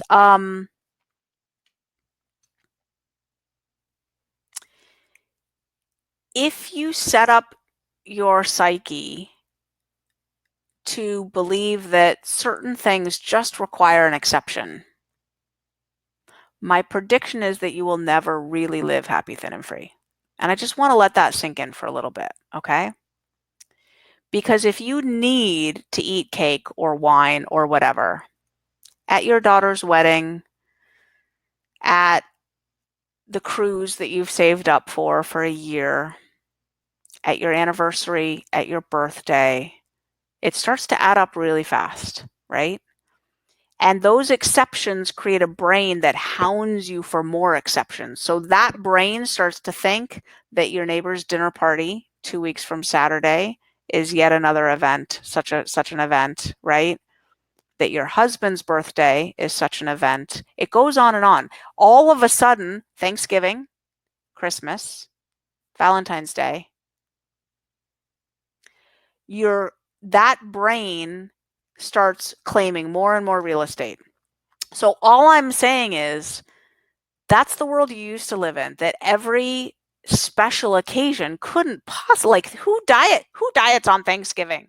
You're not going to eat pumpkin pie on Thanksgiving? Who diets on Thanksgiving? That's extreme. Like, you know what's extreme? Getting your leg amputated because of type 2 diabetes. 80,000 people this year will walk into a leg amputation. 80,000 people in just America this year will walk into a leg amputation that they knew was coming because they couldn't stop eating those foods. That's extreme. How many heart surgeries happen where people get their sternum cracked open and they have heart surgery because they didn't stop eating those foods, right? That's extreme. Maybe not eating pumpkin pie on Thanksgiving is not extreme. I'm not so sure. I've actually done it for 15 years in a row, right? I don't know that it's that extreme. It was fine. I enjoy Thanksgiving more than I used to. So anyway, I just want to say, Shannon, yes, you can totally start on October 1st. I just want to caution you about the psychology of the saboteur whispering in your ear that that's the way it's got to go. Just saying. Angela says, is this anything like the keto diet? No, it's not. I have a vlog on keto. You can go to brightlineeating.com and then click on the blog button. And then in the top, there's a search button and type in keto and see my thoughts. Lorena says, can I mix Brightline Eating with a ketotarian food plan, i.e. vegan keto plan, switching the body from burning sugars to burning fats? Can your plan be combined with a ketogenic plan? Okay, so I just want to say those were separate questions, right? Like, is this anything like the keto diet? No. Can your plan be mixed with a keto diet? Yes. Because keto doesn't ask you to eat sugar and flour, it's like the opposite, right? So yes, you could do this keto. I wouldn't recommend it, but you totally can. You have complete agency and authorship over your own food plan, and you would just need to basically eat breakfast, lunch, and dinner and swap in the foods that you want to eat. What I would do then is you would want coaching from the coaches initially in the boot camp to set up your food plan. I would watch the keto blog first, though. Just make sure that you want to do that. Michelle Q says, I have several autoimmune diseases. I'm on medication to help regulate hormones since my thyroid, adrenals, and pituitary glands don't work. I'm concerned of the impact of Brightline Eating on my already tenuous health. So I'm not a doctor. And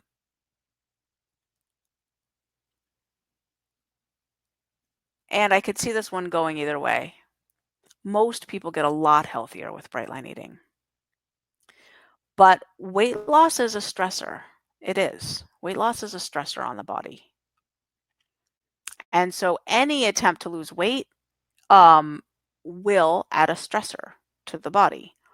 So if your health is extremely tenuous, it might be true that there could be an impact on if you are, for example, pretty close to bedridden.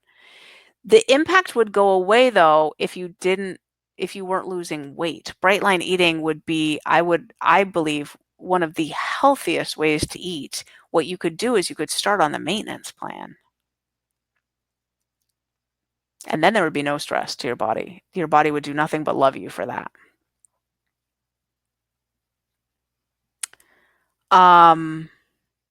Melissa says, I need an emergency action plan that works. I started Brightline Eating and lost 37 pounds last year.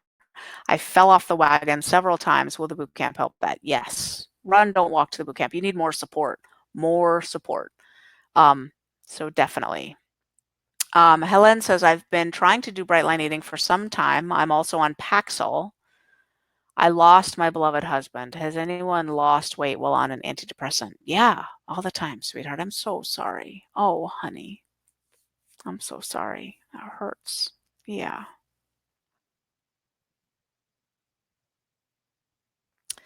Eileen says, what was the fourth strategy? I only got 3. Don't start an exercise program, social support, automaticity. Oh, honey, I don't remember now.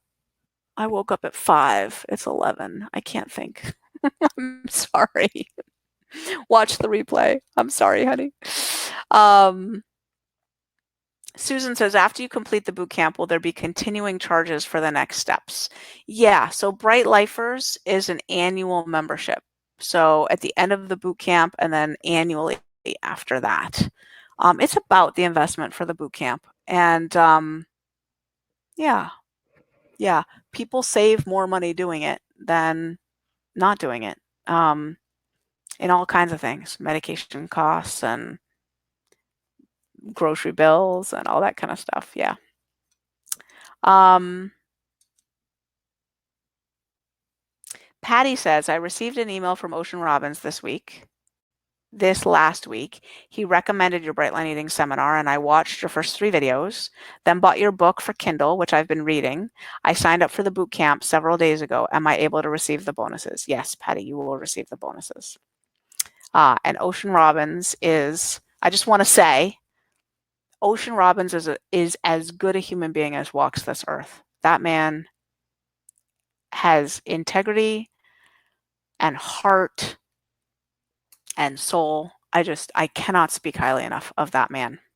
I have seen him under duress, and I have seen him act with integrity that most human beings just do not have. I would take my heart out of my chest and give it to his safekeeping. That man is such a good human being. Just want to say, my husband and I are very, very good friends with him and his wife. I just respect him so much. Annette says, the videos in the boot camp, do we get to keep them always? Yes, you do. I am really worried that I won't be able to resist eating between meals, even using your emergency action plan. Yeah, Annette, you should be worried about that. That's fine that you're worried about that. You will be able to resist, but you have no way of believing that right now. So being worried about that is fine. It's the same fear that like keeps you from stepping up to a big cliff, like you should be afraid of that.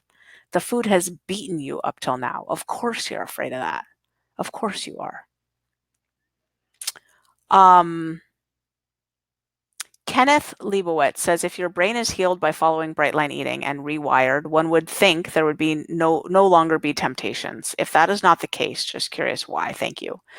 The main thing that leads to temptations long after having started bright line eating is making exceptions. When you make exceptions, you create a brain that hounds you for more exceptions, and then everything is tempting again. That's why these little when people say, oh, but I got to eat, I'm like, it's not that I'm a stickler or a perfectionist. I'm actually not at all in my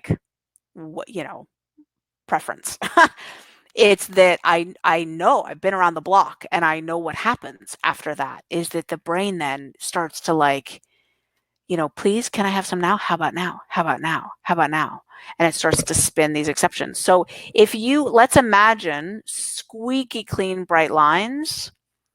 Yeah, that leads to a life of basically little to no cravings ever. The only exception would be heavy cues, which still come from the environment, right? Like a heroin addict pretty much gets to go live in a world that doesn't really deliver cues anymore, right? They don't see anyone with needles in their arms. Nobody's cooking up heroin in front of them and sucking it into a needle. Like they just don't have those cues. But us, you see someone eating pizza and the cheese is dripping down their face, right? So we still need to we need to be way more robust in our brains with food. It's one of the reasons food is harder than drugs. So heavy stress and heavy cues like that can lead to some, but not much. You can really get pretty inoculated against it. Jennifer says, what is the basic eating plan? What kind of food is included? So the basic food plan is like at breakfast. Let me just tell you what I eat. So like at breakfast, you're going to have you could have it's a protein, a grain, and a fruit at breakfast. So it's like oats with yogurt and a banana, or eggs with potatoes and pineapple, or something like that. For lunch, it's protein with a fruit and some vegetables and a fat. And dinner, it's protein with vegetables and a salad and fat. So all the vegetables are on the plan, all the fruits are on the plan, all the grains are on the plan. All the fats are on the plan. All real food is on the plan. All the proteins, all the meats, all the dairy, all the beans, all the legumes, all the nuts, all the seeds, all those foods are on the plan. Michelle says, how can I share the link for your webinar tomorrow with my sisters? That's a good question. Well, Michelle, did you get the link to register somehow? You could forward that email to them. I believe the link should be all over our Facebook page, I would think. Jen, can we get Michelle the link to the webinar registration page? Yeah. Aaron says, my husband and I want to do this together. Can we have more than one email for access to the Facebook community and the modules? So yes, what you need to do is one of you sign up for the bootcamp and then reach out to my support team. Go to the following website, support.brightlineeating.com. And there's a huge discount where someone who's a family member living in the home with you who wants to do the boot camp as well pays a nominal charge and they could do the boot camp too. Okay. So you don't have to sign up for 2 whole boot camps.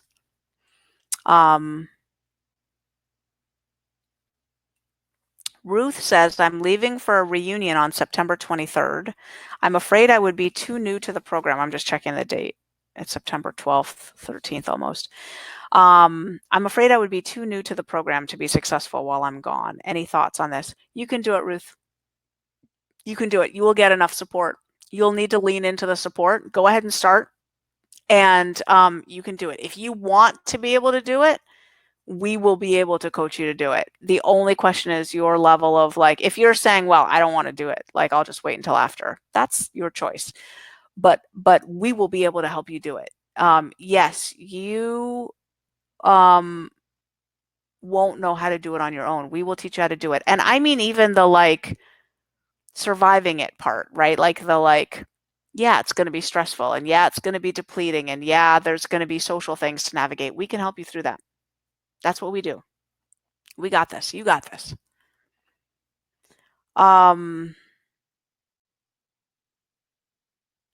Susan says, if you don't want to lose weight, but you need to break food addiction, how would you change the food plan and would one fit into the program? Yes, you fit into the program. And if you're already at goal weight, you would start at maintenance. We would help you do that. As a matter of fact, the system already actually asks you right up front how much weight you have to lose, if any, and then gives you the right plan.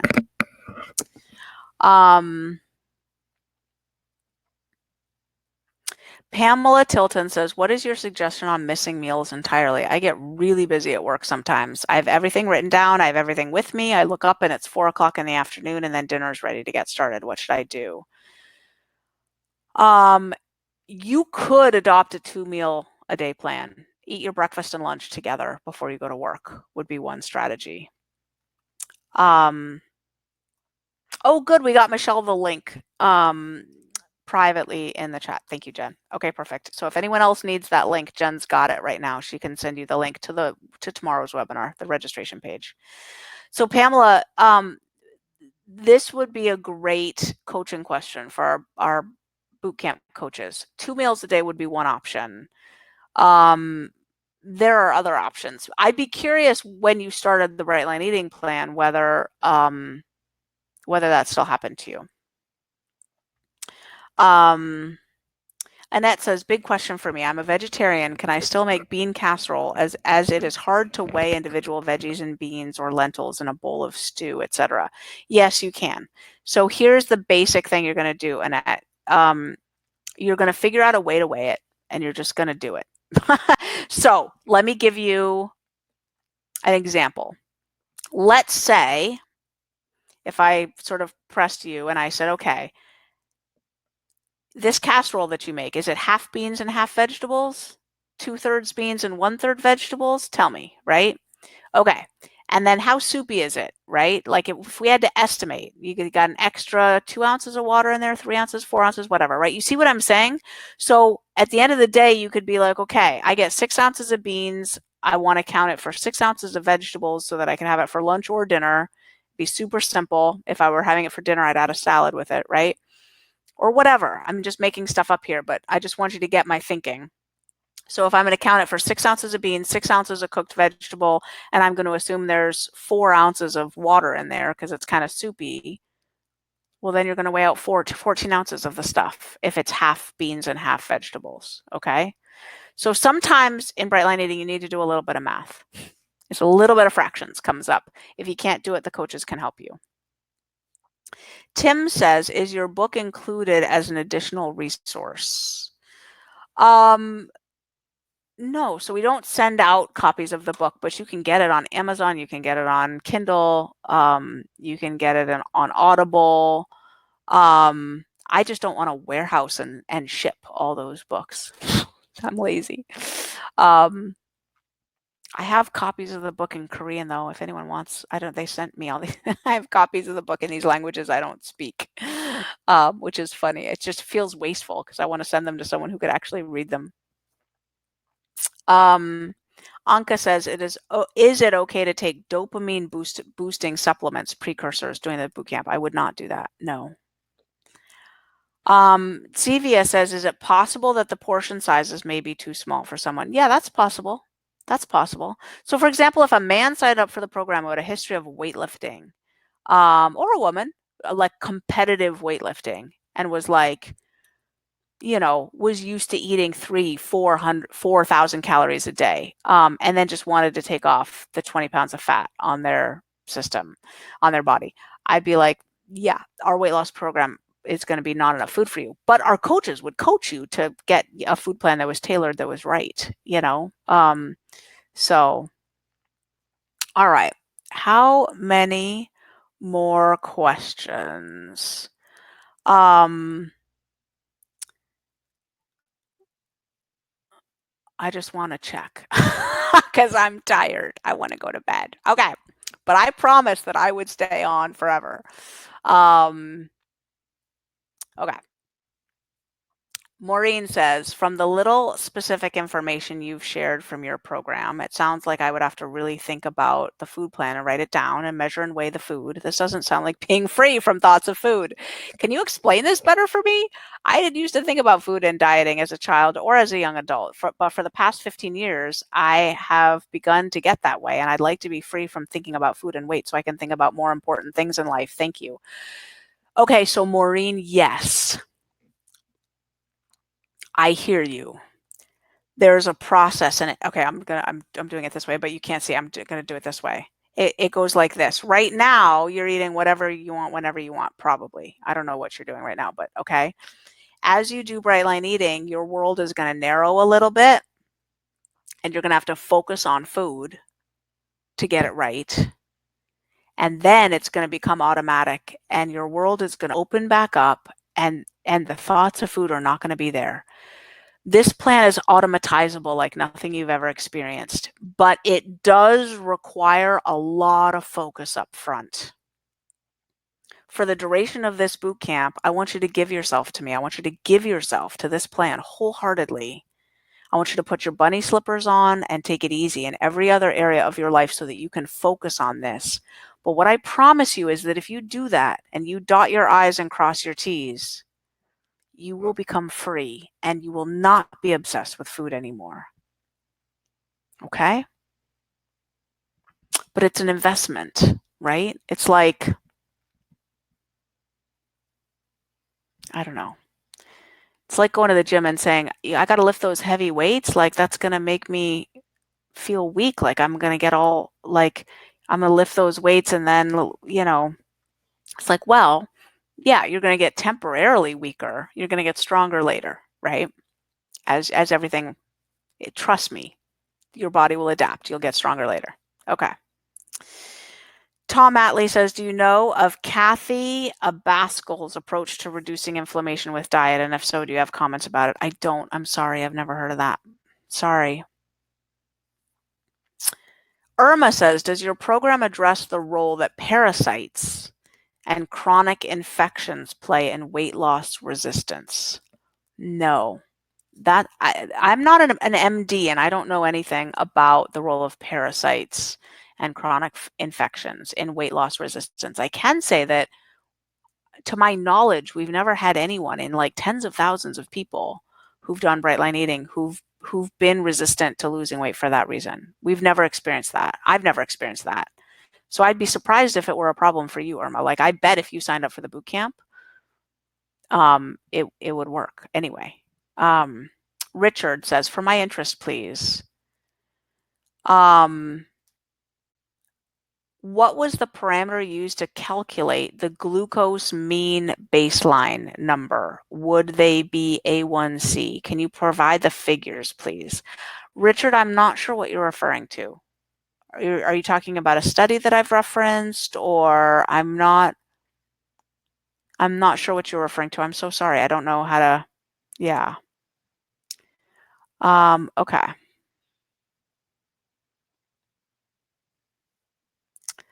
I think we're done, everyone. I think we're done. Yep. I think I've answered all the questions. Yay. All right, my dears. Oh, I enjoy being with you. I'm going to do this again tomorrow night, 1 hour earlier. And Eileen, you should be able to share the replay of this with other people. I would just forward the email that you get with the replay to whoever you want to. Yeah, you can. Okay.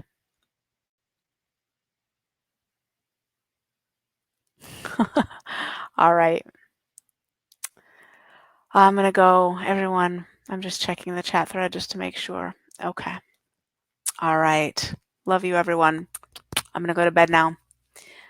Have a good night, everyone, or day, or wherever you are at in the world, night or day or afternoon. Okay. Bye.